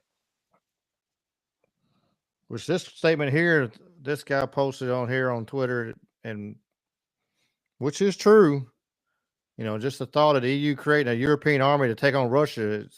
They got the missiles, but Europe don't have the defense systems like we do. Russia does.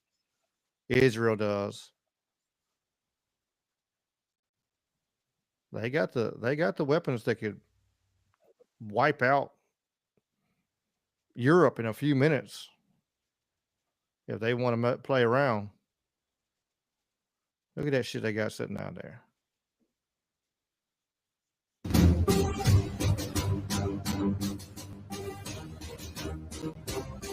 They got the nuclear warheads.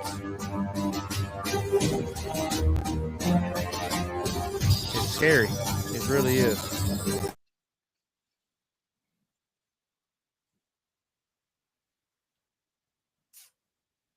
He can level Europe if he wanted to, if they fucked with him hard enough.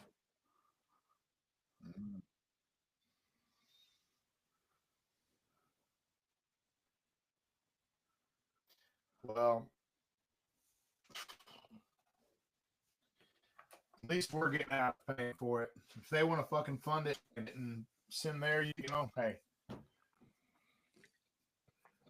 They've got a lot of really grateful immigrants throughout the European Union that would love to go to the front line and probably fight for the territorial integrity of the Ukrainian Republic. So I would start there with the conscripts of all of the people that have entered the EU in the last 10 to 15 years, ready to give back. So from my understanding, they're just ready and they just love the West. They're ready to protect democracy. So I'd start there. Europe. Hell, like they've had people go out on the street and ask questions like, "Well, I wasn't born here. I'm not fighting for England. I'm not doing that." And it's, and hell, and then you got UK over here arresting people for waving the flag, the Union Jack. It's wow. It's UK's going to mess around and have a civil war over there. So they better worry about them. They better worry about their own country where they worry about Ukraine and everybody else, because people are getting fed up over there. Because when you got stuff like this right here happening.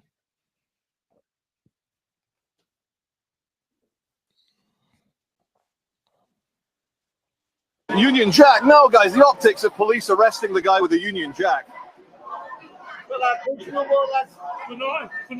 Can I ask, sir, did you say anything?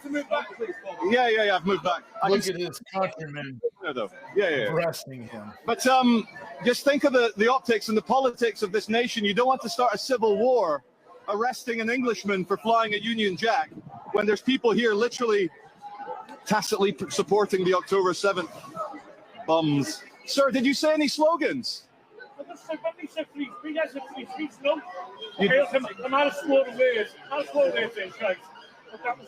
Yeah. Oh my God, poor guy. Yeah. Yeah. Union Jack. No, guys, the optics of police arresting the guy with the. Crazy. At least we ain't got there yet.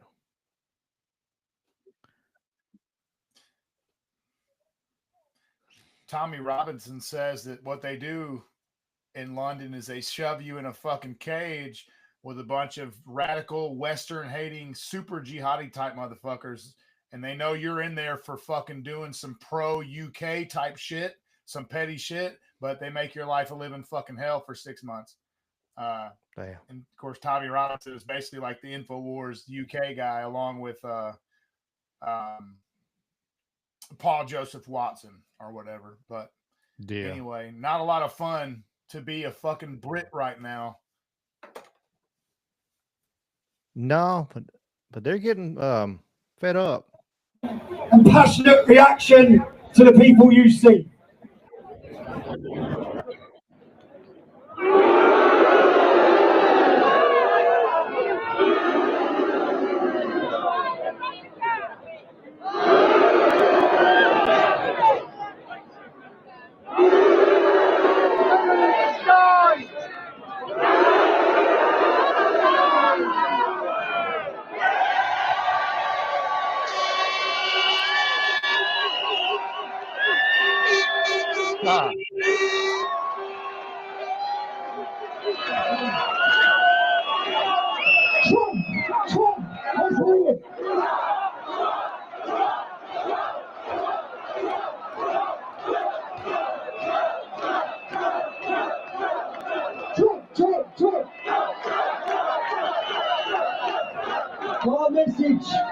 My message to Donald Trump and the United States and every American who's watching this.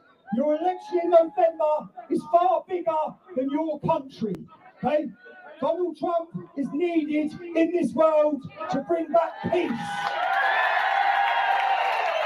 His leadership is needed to save the West.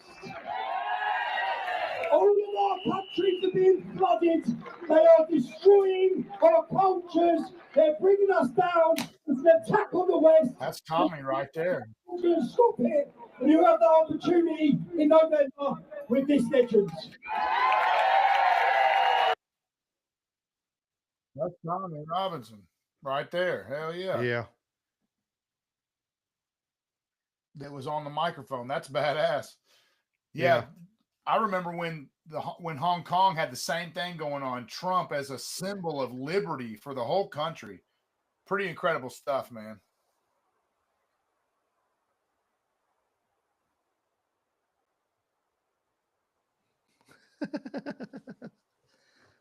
Even the Bears know what right thing to do. Appreciate that, homie. 100. Yeah. 100. I hadn't shown any feel good stuff yet, so I was like, hey, I'll have to show the bear. I'm looking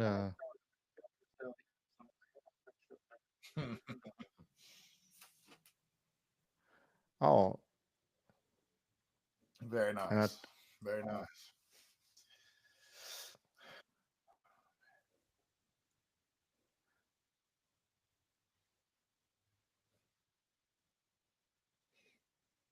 when he had, I seen this was pretty wild. And Canada's getting fed up too. Statehood? Well, there's a group of Albertans that are working together right now to put together a delegation to go to Washington to talk to the Trump administration about Alberta petitioning for U.S. statehood. It's quite evident that we're being governed by idiots in Ottawa who don't understand that we can't afford a trade war with our largest trading partner. And rather than simply apologizing to President Trump for not meeting our NATO commitments and not adequately securing our border, apparently the Trudeau government has decided to declare a trade war and run up trillions of dollars in costs like they did during COVID on a made-up emergency. So there's a number of us in Alberta that have had enough and want to go speak with the Trump administration about the benefits of Alberta joining the United States. There's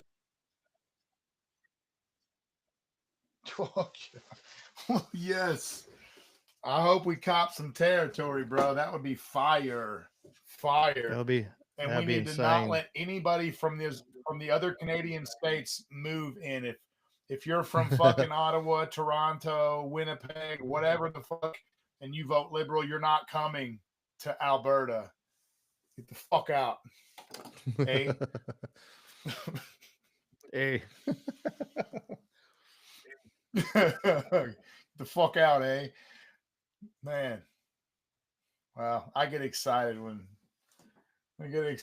people rise up against tyranny. It does something for me, on a cellular level. It really gets me going. It really cheers my mood to see people fight tyranny and raise their voice and their fists against it. So I'm with the Albertans.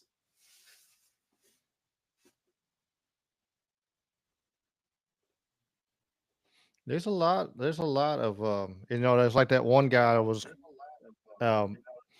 cussing out Can't Trudeau. hear you, Jamie. I just realized that. I definitely think we're going to get Greenland very soon. Yeah, they voted that they would want to come be part of the United States.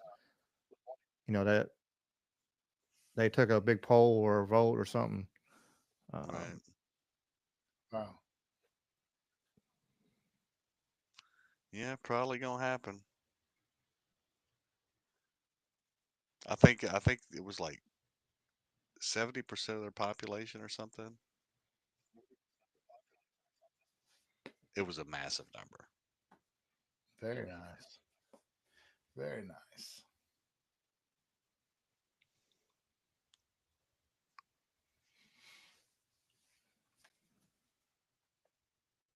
Oh man.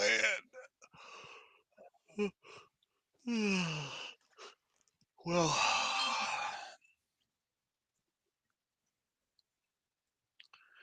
see what Oh else hell, we got. did you?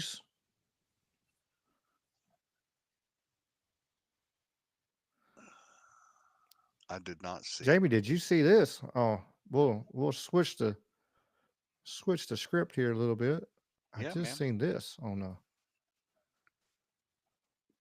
What's up, guys? We have just done a deal to start a new boxing league with Turkey, who absolutely loves the sport of boxing. I am very happy today. I give the flag of boxing to the best man who can handle it.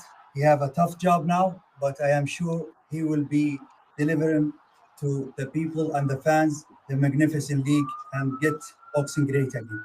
The model is proven to deliver the fights that the fans want to see. The best will fight the best, and the fighters will continue to move up the rankings and become world champions. We will continue to make announcements on where you can watch and all the rest of the details on the business as we get closer to the launch. I'll see you soon. Well, that'll be fun. Fire. That's wild. Man, I mean, there's a lot of money in the Middle East when it comes to combat sports, man. Well, they love it over there. Right. Yep. Yep. Let's see.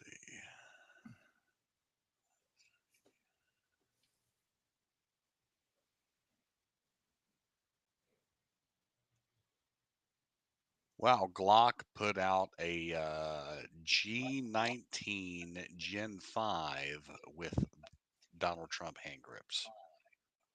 I know what somebody's trying to get for Christmas this year. It's got 47. It's got 45/47 on it. That is To pretty go with your freaking shoes, cool. Jamie. Man, I'm telling you, those gold shoes or something. I think I'm going to wear those for every fight this year. Well, I mean, and I got two pair. I got a high top and a low top, so it's not like I'll be wearing the same pair out. Oh man, brother, I hate to do this to you, man, but I got to roll out of here. I got to get some food in me, get my stuff going on for tonight, so I can get in bed. All right. Well, go ahead and do your To do your shout 10:30. outs and Man, quick. shout out, shout out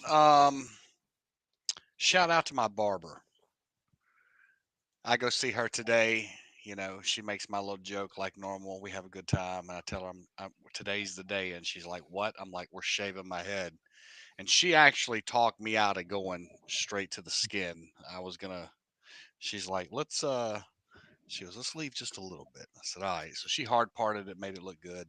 I appreciate her, trying to talk me off the cliff to make sure I wasn't having a midlife crisis, which I basically woke up last week and was like, fuck it, we're shaving it. I'm tired of my hair, you know? But yeah, anyway, she's cool people, I man. understand. More than anything though, man, my girl Whitney's coming back in town tomorrow, man. She's set up for a podcast Friday. I can't remember the guy's name. One of the guys out of Hernando that does a motivational podcast down there. And we're rolling out the new business, Adaptability Home Services. Man, we've got over 30 applications now. We got to start going through, start hiring our clientele. Start hiring our associates and get our clientele locked in. We got tons of advertisement running right now through Facebook and Instagram and social media. And hopefully we can start putting some video together over the next week and maybe buy a radio spot or something. But trying to get that name out, man. If you got dementia care, Alzheimer's patients, you got somebody that's brand new to an adaptive living situation where they've just found themselves in a wheelchair. Hey, we are the people that can help you with that. Whitney is a double amputee. Since I've been hanging out with her, we have made shit happen that we just the king of making shit happen. And if you need help learning to relive again when you find yourself in that situation, there's no two better people than myself and Miss Whitney to get you on track. So, Adaptability Home Services, adaptabilityhome.com. So, Ricky Pike, I appreciate you, my brother. Yes, sir. Yes, sir. I appreciate you, Dave, Jamie. it's good to see you, my friend. And I'm sure we will all be Yes, in the sir. same room again very soon. It Yes, won't be sir. Well, long. as my normal sign off goes, peace in the Middle East. But, only Donald Trump can make that happen. Man, I hope you guys have a great night, man. I'll see y'all later. Huh?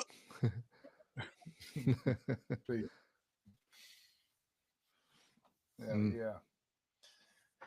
That is a very cool thing that they've got going on, that they have created. Man, what an awesome business model and service they're going to be providing. I think that's so cool.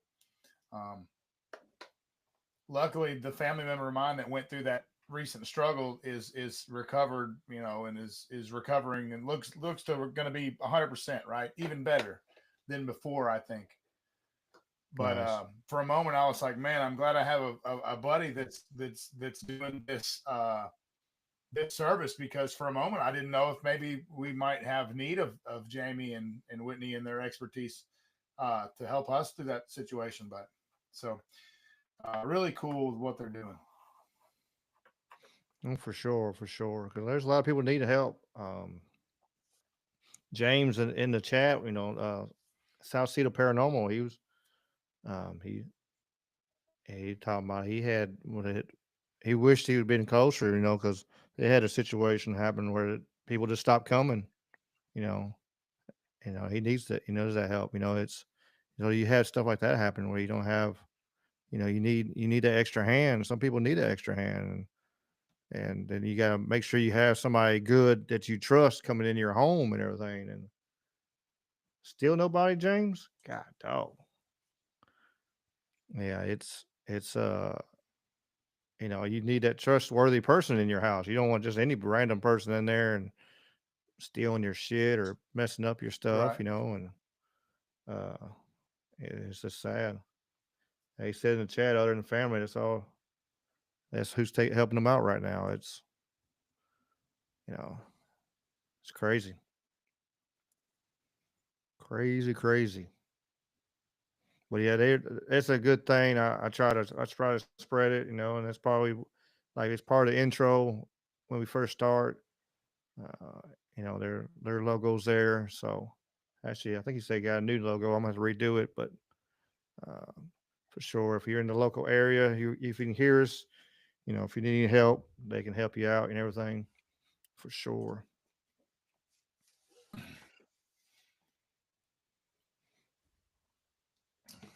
But back to our discussions. Did you see this, Dave?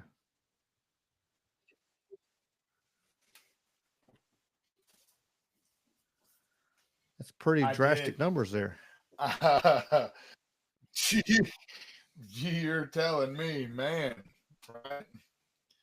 That's a wild shift right there. Yeah, during the address, he made a I'm comment. I curious. guess all we needed was a different president. They said they needed some kind of Evidently. gone through the border. They said, "Oh, it looks like all we needed was a different president."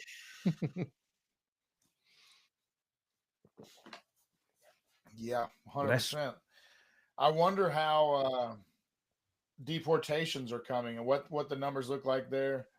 That's a hot button issue, it and is. it seems like it faded from the front of news cycles there. Here this last week or 2 weeks or whatever. So I was just curious, but it did kind of run its course for a moment, I'll say, on social media. Yeah, it's curious. What I'm with you. I'm curious what the numbers are that are actually going. There's a bunch going down to Guantanamo Bay and the worst ones. Mm. Actually going all the way to Guantanamo and stuff.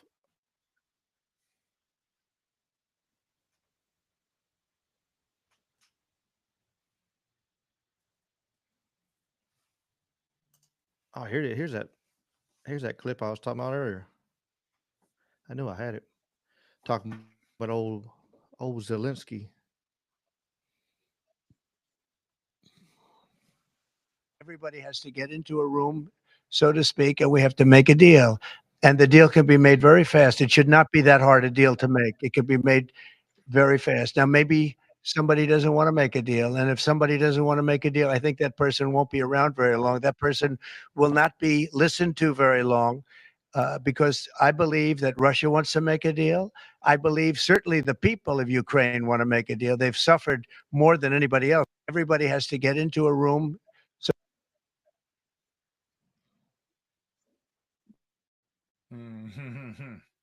That's right. Yeah. Hey, You know, what do you think he's saying when he says that won't like be that? around very long. Yeah. That's a good question. He said they won't be around very long, won't be listened to very long. Yeah. But the first thing he said was they won't be around very long.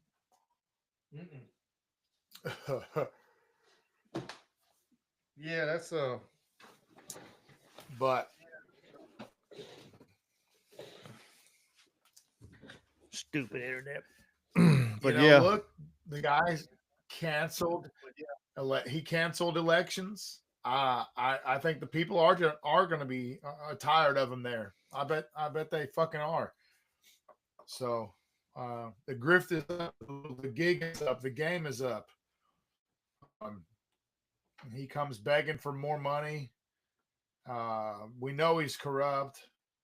The thing he needs to be for the doing people is squealing on whatever he knows to avoid getting assassinated or prosecuted. That's what that's his best play, I would say, because his wife's over here going on shopping sprees. They own 3, 4, and 5 mansions, all this bullshit. Man, he's corrupt. He stole millions, tens of millions. Mm-hmm.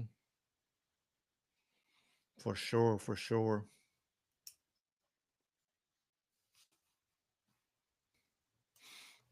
On a different note, oops, I forgot to hit the button. The button. Let me hit the button. This right here is fuck around and find out.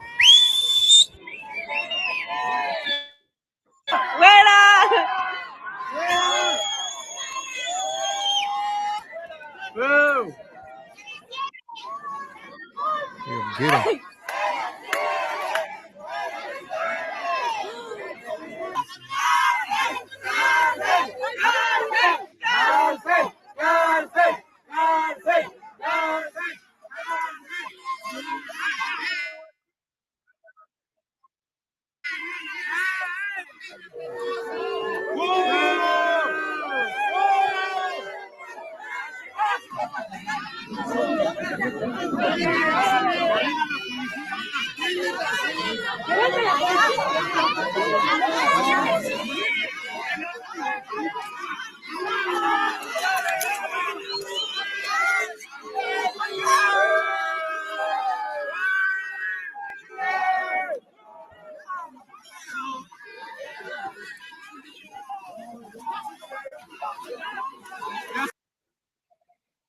Can't go to another country and start disrespecting their wonders, Bro, when their I'll be sites. honest. I thought she was gonna fall. I thought that Not- after she started dancing, she was gonna fall down the stairs. I was waiting for that. I didn't know what to expect. That would have been funny now. Yeah, that would have been God funny. damn. I thought she was fucking going. That would have been fun. I thought the gods were gonna get her, not the followers. But either way. Yeah, the followers, they cut that video off pretty quick, so I don't know what happened afterwards. I'm curious, because it was escalating very fast, So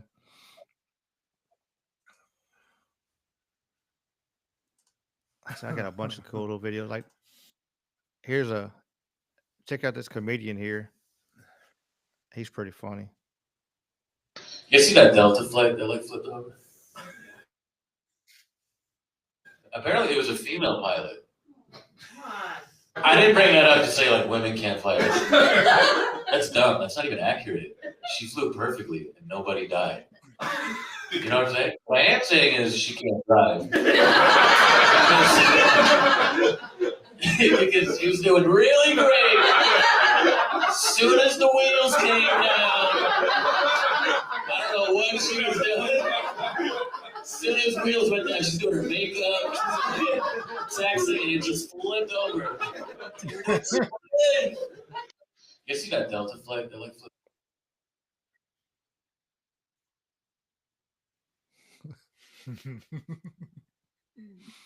So I'm not saying they can't fly. That's pretty. That's pretty good. Yeah, I'm with you, Jen. I've flown, but I don't want to fly anymore because there's been just too many crashes this year alone. I don't know. I'm gonna drive. Hell, I don't like being trapped anywhere. I got to rent a car, or get an Uber, and all that shit. I just drive. I just drive. I went to South Carolina for a bare knuckle boxing match. They flew us over there and got there, and we were where the hotel was where they had us in. There wasn't nothing around there but the venue and one high dollar restaurant, and that's it. And of course, they had a restaurant in the hotel that was even higher. And I'm like, man, I spent $30 Ubering to Walmart and back to get some drinks and some food and shit to eat in the hotel room. And man, hell, all that. I just rather drive. it sucks on the way home because you're ready to be home. Like I want to get home now, but Lucy's pretty fun going across there. But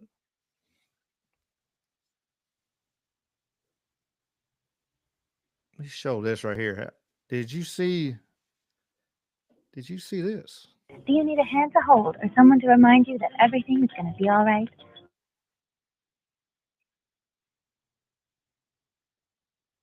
It will. They did the Brighter Days memory erasure treatment to me, so I'm having trouble remembering the details. They're foggy. Things will always get better. And if they don't, please consider our world famous Brighter Days memory erasure treatment.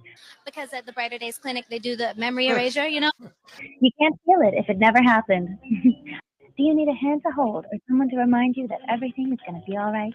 Well, your friends here at Brighter Days Inc. are happy to remind you. It will. They did the Brighter Days memory erasure treatment to me, so I'm having trouble remembering the details. They're foggy. Things will always get better. And if they don't, please consider our world famous Brighter Days memory erasure treatment. Because at the Brighter Days clinic, they do the memory erasure, You can't feel it if it never happened. There's another extended version of that. Like it was Eternal sunshine of the spotless mind. Mm-hmm. Yeah. Well, if you don't know the evil shit that you've done or seen, you don't have to worry about it. You can't speak on people what they've done. Angle. It's like the cremation of Especially care ceremony at Bohemian Grove. Same concept. Mm-hmm. Yeah, especially with the list about talking about the list that's going to come out soon, and finishing the rest of the list is going to come out, and maybe they're racing mine, so you won't. Oh, here's that other video I was about. Like I said at the beginning, I got so many tabs. You see, it says TWC 35. And here's Ukraine just snatching people out of a van. They just shy and hide.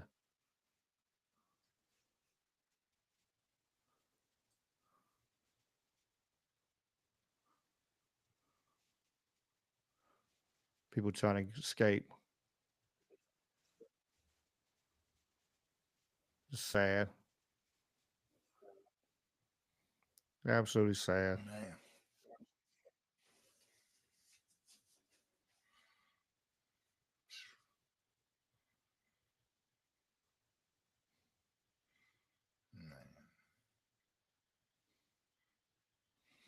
Hey, but on a positive note, you got to do a positive on it.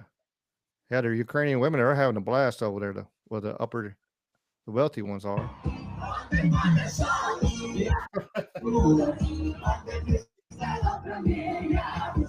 Big war going on, but they're just dancing, having a blast.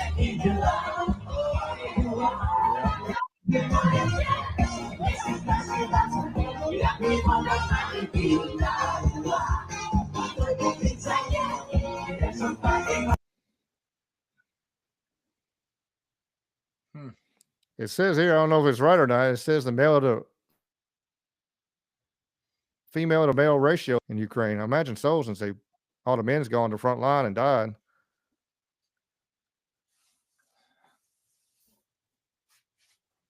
All is not lost, ladies.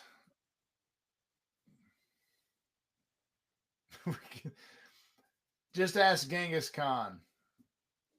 How much ground a man can cover. Yeah. It's amazing how much the percentage of the people over there that's related to Genghis. It's astronomical. Like 1 in every 7 or something. Huge number. Yeah. Pretty wild. Pretty wild.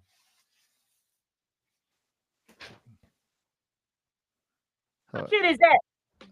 I need to borrow your car right quick. What kind of shit is that? Most people want to borrow eating ketchup. You want to borrow my car? Hell no. Hell on. You need to borrow a job with your broke ass. Remember that. Remember it. Write it down. Take a picture. I don't give a fuck.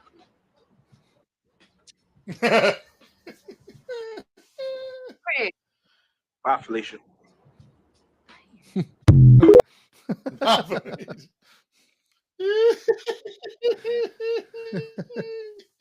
That's pretty Oh.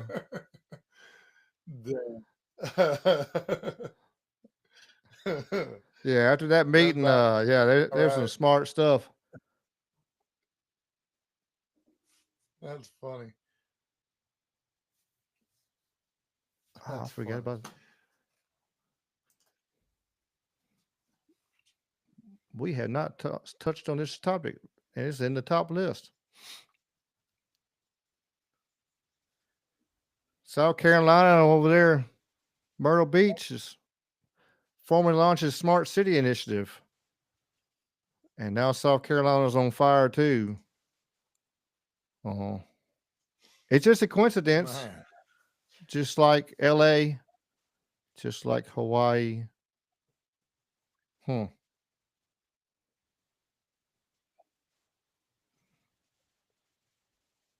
Which it's kind of scary. If you see if I can find it, there's a list of all the cities that, smart cities, potential smart cities and stuff. There's a lot of them. Let's see if I can. Let's see if I can find it. Okay, I was like, "You working keyboard?" Here we go. Wake up.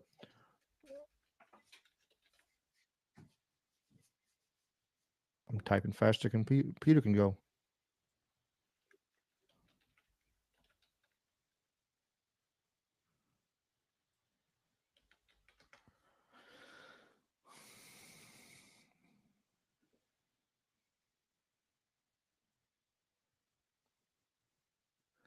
I wouldn't doubt it. I mean, but it could be somebody getting paid to. Here it is.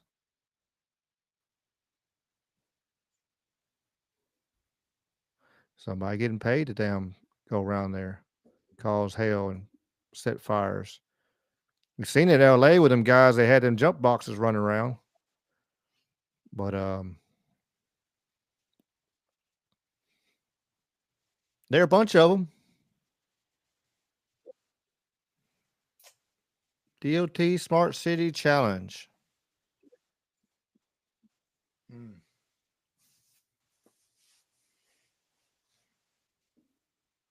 Chattanooga, Memphis, Nashville, Baton Rouge, New Orleans, Shreveport, Kansas City, Long Beach, San Fran, Portland.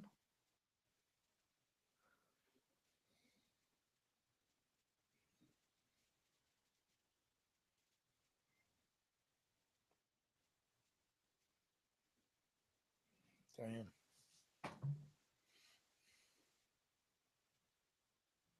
Hopefully there's none around here for our sake. Hopefully there ain't no more fires anywhere, but yeah.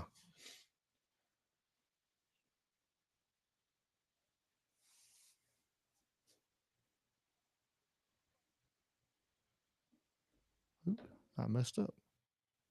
I stopped sharing too soon.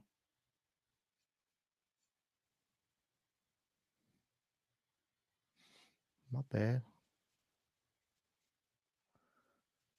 Ooh. New details tonight on plans to turn Myrtle Beach into Meta Beach. It's all part of making the city a smart city using new advanced technology. Our Ali Espinosa joins us live from downtown Myrtle Beach tonight, and Ali, city staff are actually calling this the fourth industrial revolution. Talk about the ultimate upgrade. So what does that mean for us here in Myrtle Beach? Rachel, the overall goal is to improve our quality of life here in Myrtle Beach, and city staff say they're working to do that through new technology, and it's all starting right here in downtown Myrtle Beach. Myrtle Beach. Myrtle Beach It's the second fastest growing city in the entire country. From its 60-mile beach to hosting one of the biggest country music festivals, Myrtle Beach is no doubt an area that has a lot to offer, and plans to bring it to the next level are ahead.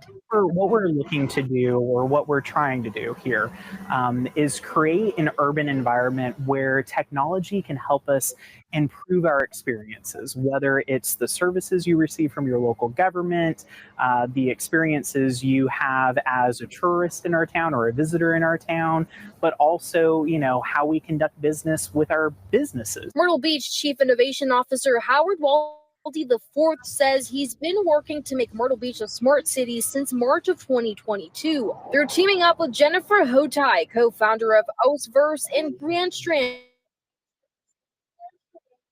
and Web3 Guild. Their teams are wanting to make the city more advanced to improve the quality of life for you and your family and any Myrtle Beach visitors. There should be, a virtual 3D room that you can go and experience and be able to interact, see the menus in 3D, be able to go and experience the history of, this of South Carolina, et cetera, go and have interactive experiences. I think that is something this whole state in general is lacking, but especially Myrtle Beach, it really should pop out a lot more. Through more advanced tourism attractions and safety measures like acoustic detection systems, which can detect the sound of gunshots, which have already been approved, the city of Myrtle Beach is working to keep up with what's ahead. Cell phones.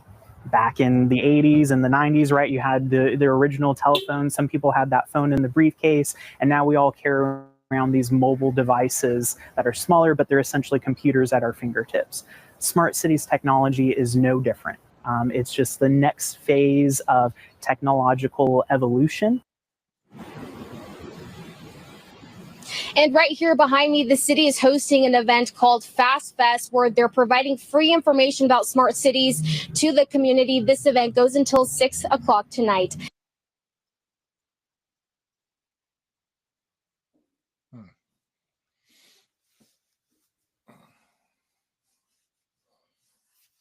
That does not bode well.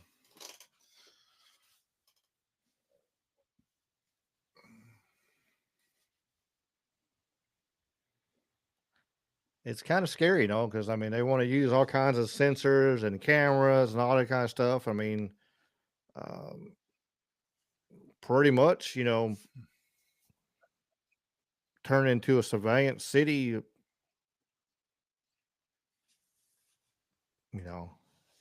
They're gonna have speakers listening for gunfire. What else is it listening for?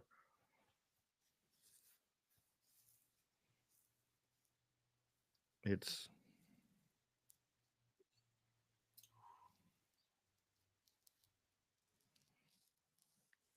what about the weather? Yeah, but if you look back, we talked about this before on the weather.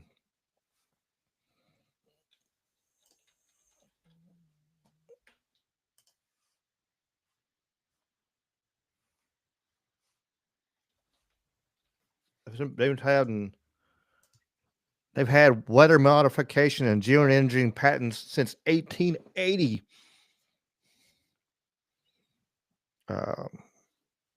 It's a lot. They've been playing with the weather forever.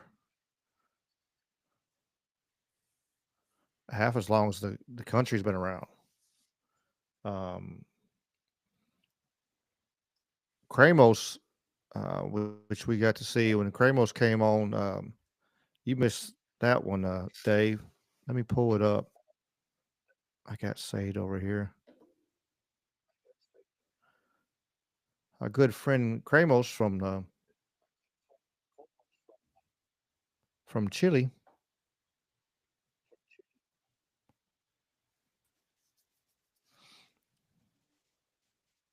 He showed this map right here. Let's see.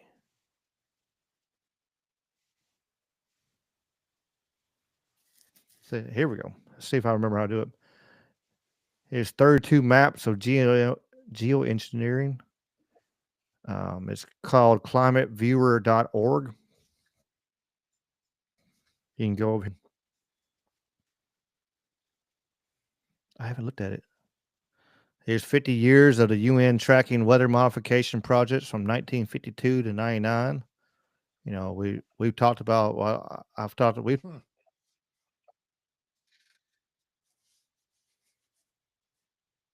talked about on here on a lot. You know, we got Project Cirrus. We a project Storm Fury just came out today. Uh, the podcast came out today. They had and more weather manipulating. But this is pretty cool maps. Here's lasers and directed energy weapons sites. Missile defense, Star Wars and stuff. It shows them where they are.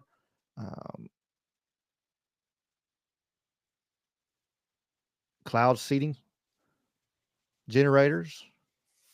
This thing's got hours of of you looking into stuff for sure. Cloud seeding Tibet. It was pretty wild when I was looking at this the other day. I'll click on one me.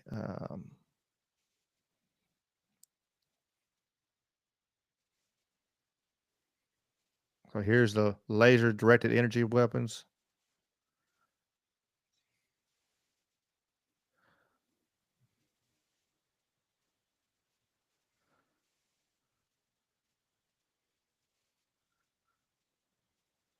Like it shows the actual pictures of the sites of where it's coming from. They even got out here in Hawaii.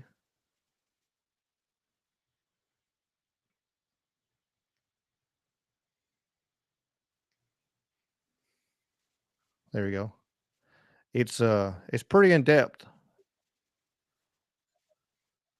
It's pretty in depth.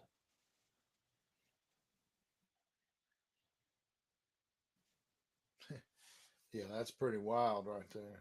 316 maps of satellite images, 34 atmospheric sensors and EMF sites, maps, energy and pollution. Of course, it's a general engineering, history and science. You got government maps, wasteful government-funded construction projects.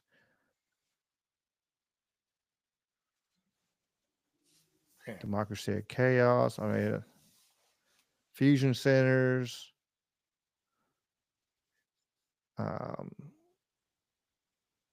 Existing U.S.-Mexico border wall tunnels.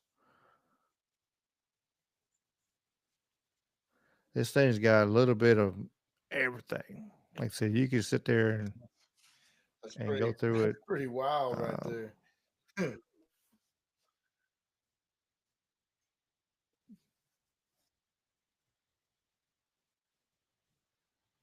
Yeah, I looked up the 72 Black Hills flood. I put it on my list, Jen, of things I needed to do a podcast on for sure. I got it. I got some notes on that. Let's see if I can pull them up.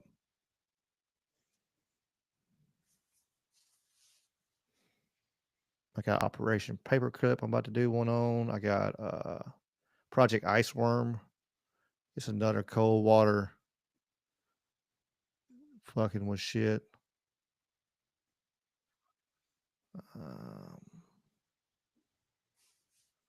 See, where's that? Here it is. The Black Hills flood of 72, often called the Rapid City flood, hit southwestern South Dakota hard June the 9th and 10th, 1972. Was one of the deadliest floods in U.S. history and is worse than South Dakota's record. 15 inches of rain dumped over the eastern Black Hills in just 6 hours. Of course, they overwhelmed the rapid creeks and other streams. The Canyon Lake Dam, clogged with debris, fell late on June 9th, sending the wall of water crashing through Rapid City. By morning, 238 people were dead, over 3,000 injured, and the damage was over $1.17 billion in 2023 dollars. Over 1,300 homes and 5,000 cars wiped out, while flooding was also hitting nearby creeks like Battle Spring and Box Elder.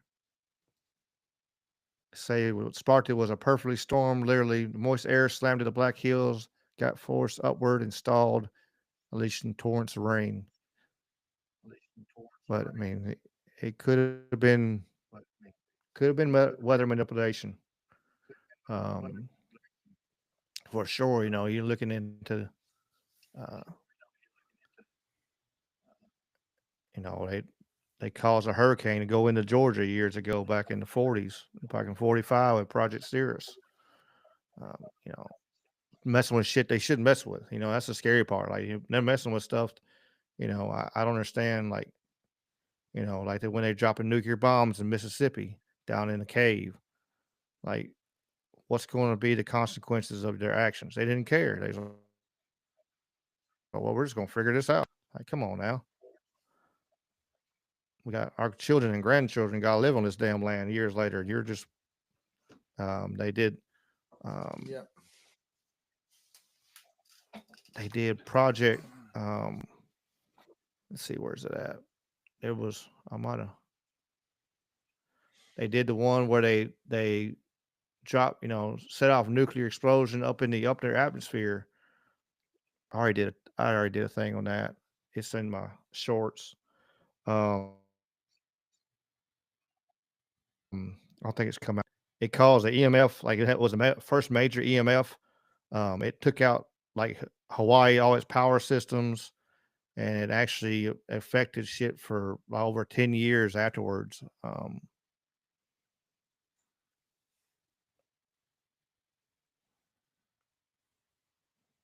Uh, I'm good, James. He said he want to know if I can get together with him and Jen on his show. I'm good Saturday night. I know I'll be working on my land during the day, but after that, I'm pretty free. Ain't got no fights or nothing. Yeah, I'm free. I'll be free that night. I've been busy, busy, busy. Well, speaking of work, Ricky, I got to be up fairly early in the morning. I mean, you want to do some shout 'em outums, or are you gonna keep riding after I depart? What are you gonna do? no, I'll probably get off here. I want to show. I meant to. Let me. Oh, I don't think I. I guess I didn't upload. I guess I can show this one. Yeah, I'll have to show it this week. I gotta. I need to upload the videos I got on my phone right now. But yeah, go ahead and let it rip, man. I know it's 11 o'clock here, and some people all around the world, so it's 5 o'clock in the UK, No and doubt. uh, who knows where else, everywhere Well, else. So yeah, go ahead, let it rip, man. well, we'll shout out to all of the warriors who got in the cage last Saturday, all the way from Tupelo, all the way to Vegas. Danny Barlow, JJ, Dylan, Fred. Um, None of our guys got the W, but it was all a bunch of really competitive fights. So big shout out to those warriors. Keep your heads up, keep training. Again, much love and many prayers going out to the community surrounding Dave. And so we're all mourning the loss of a great legend in this Memphis area combat community. So that's the only shout outs I got tonight, Ricky. Yeah, no, for sure. We got that's a uh,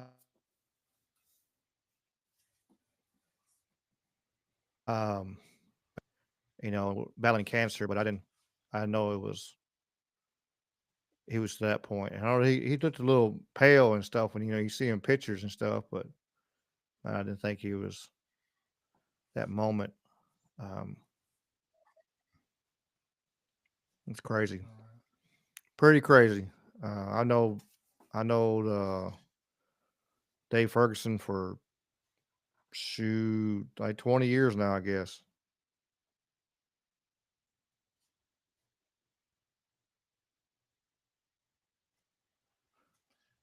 That I known that long, When it was It's it getting was the year close. 2000 when I moved down here. I was 14 and I was a troubled youth, and my dad got me into jujitsu at that time, and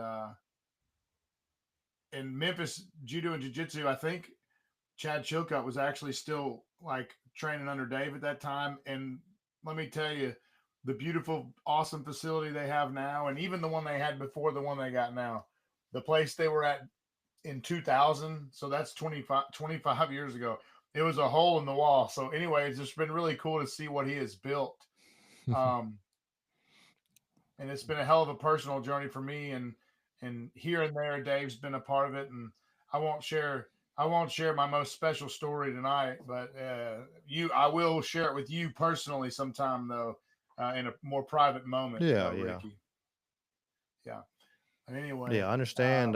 Yeah, I mean, he, uh, like Dave Ferguson, for our group that's listening, don't know. I mean, he broke out and did his own thing. Actually, started in a garage teaching. Then he got to actually, get an actual gym, and he moved up to like a 1,500 square foot or 2,500, like something like that. And then he got to move down the street to like a 7,000 square foot facility. He's got everything in there. He's got boxing rings and MMA cages and mats and weight. I mean, there's a full facility over there. It's a big operation over there.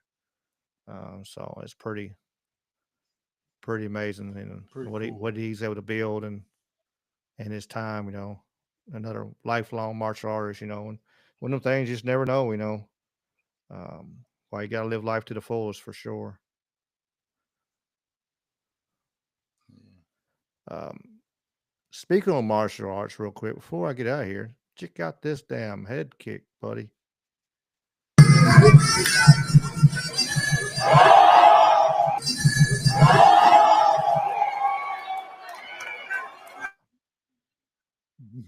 Ooh, he knocked the coins out his ass.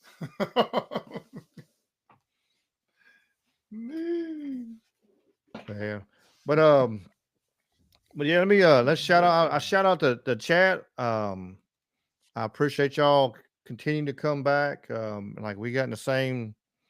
I was telling people, I've been telling friends and stuff. That was one, and I say it every week, and you're gonna hear me say it every week. I appreciate y'all, and and it's one of the fun parts about this. Like we got the same people come back, and usually they bring somebody new. They bring one person or something. And we got hiker and hiker emoji on Rumble, and you got Sweets. They're always guaranteed they're going to be here um, every week, and so I really appreciate them. Um, Yeah. like 3 weeks in a row for Jen now, the Arcane Observer. And a lot of these others have their own YouTube channel or Rumble or their own channel to do this own stuff. So like Jen has her own, Sweets has her own, and so you can go that if you go through the chat, if you're listening in the chat or if you're just watching, go down the chat sometimes and look. You can actually look at their pages and stuff because they got some great content and just different great amazing minds and stuff. Um, South Cedar Paranormal with James, get all the ghost stories and such is awesome. I got to come on this show a while back and tell my ghost stories and paranormal experiences I've lived through and seen, and which I get to see all kinds of amazing stuff. We might bring it up one day on here one day. Uh, we'll have to wait till Halloween or something. Yeah. A little spooky time. Running 2 computers. I got 2 computers and 3 mice, and I don't know, I'm going nuts over here. Well, Whistling P-Hole is on the Rumble. Of course, Mr. Michael Strange of the Troubled Minds. he's the one that let me on the Trouble Minds Radio Network. He brought me on over there, and he helped me understand we can talk about all kinds of stuff. You don't have to be pigeonholed in one little spot. Having great. Um, there's a Discord. South Cedar Paranormal has a Discord. Trouble Minds has a Discord. Lots of cool people in there. Um, that's all. The Rumble chat been good. Let's see who else we got. We got I always say I don't know. My tongue gets tired sometimes, and I get in my head. Catastrophe. I know I'm saying it just hair wrong. Is on here. Let's see who we got else. We got Wally's World. I know he came in here. Mr. Willie. He messed around and changed his name on there. Got me. Didn't know who it was for a second, but uh, he plays music. John P. Adventures had a channel. He coming down there and pop in. We got Camellia. Uh, Temple of the Isle. I think I said Matt. If I didn't, we got Matt's Temple of the Isle. He's been on here he's got his own channel, and he actually has his own Discord also. So you can check that out for the ones listening. See John P. Adventures. Kramos. Kramos came on that week. One of the week you weren't here, he came on and actually was our first caller in person. So and he's continued to come back now. All the way down in Chile. Wally's World 420, always supporting, always shouting out and trying to get people to come on the channel. Uh, Willie Arizona Skies now. He he's doing the same thing. He's shouting us out. He's trying to bring more people here. Swill, Charlie. Like I said, eventually one day I won't be able to do all this. There'll be so many people, but until I can, as long as I can, I'm going to do this.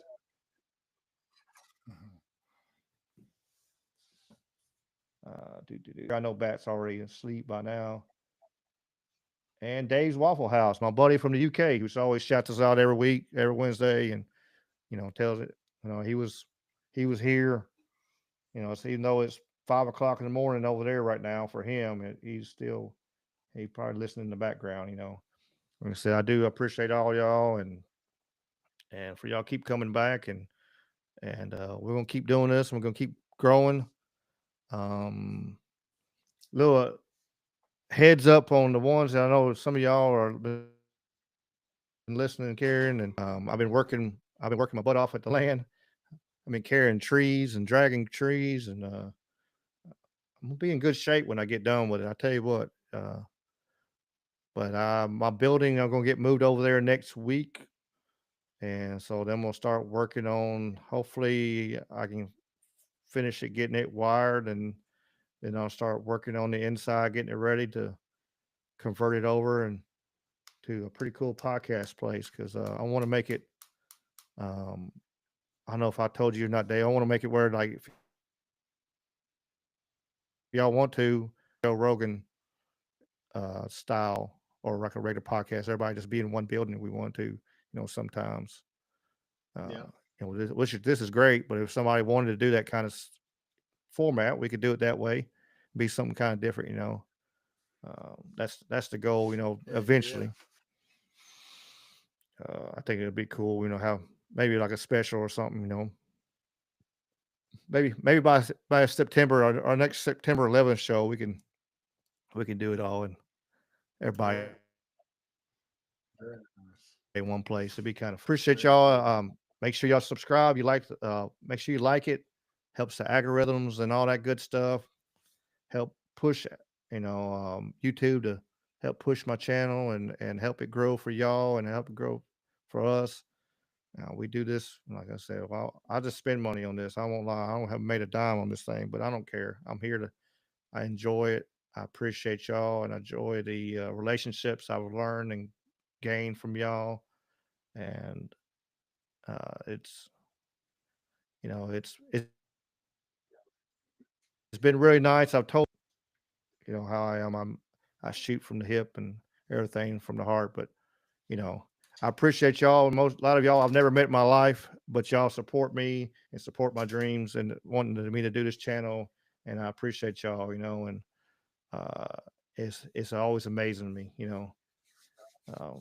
people all around the world I've met doing this and support what I'm trying to do and with us trying to build this. So I'll get off here and stop rambling and everything.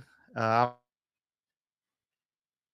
appreciate y'all and pizza and chicken grease. We'll see y'all next week.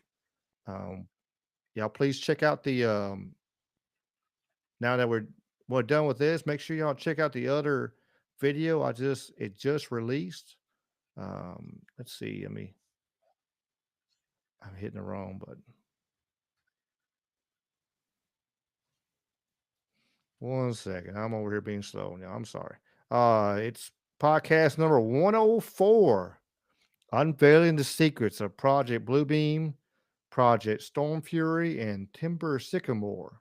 So 3 different Cold War things happening at one time, and so I talk about that. So if you would check that out and let me know what you think about that one too, and just throw in the comments, and I'll do my best I can. So, but y'all be good, y'all be safe, and much love. Peace.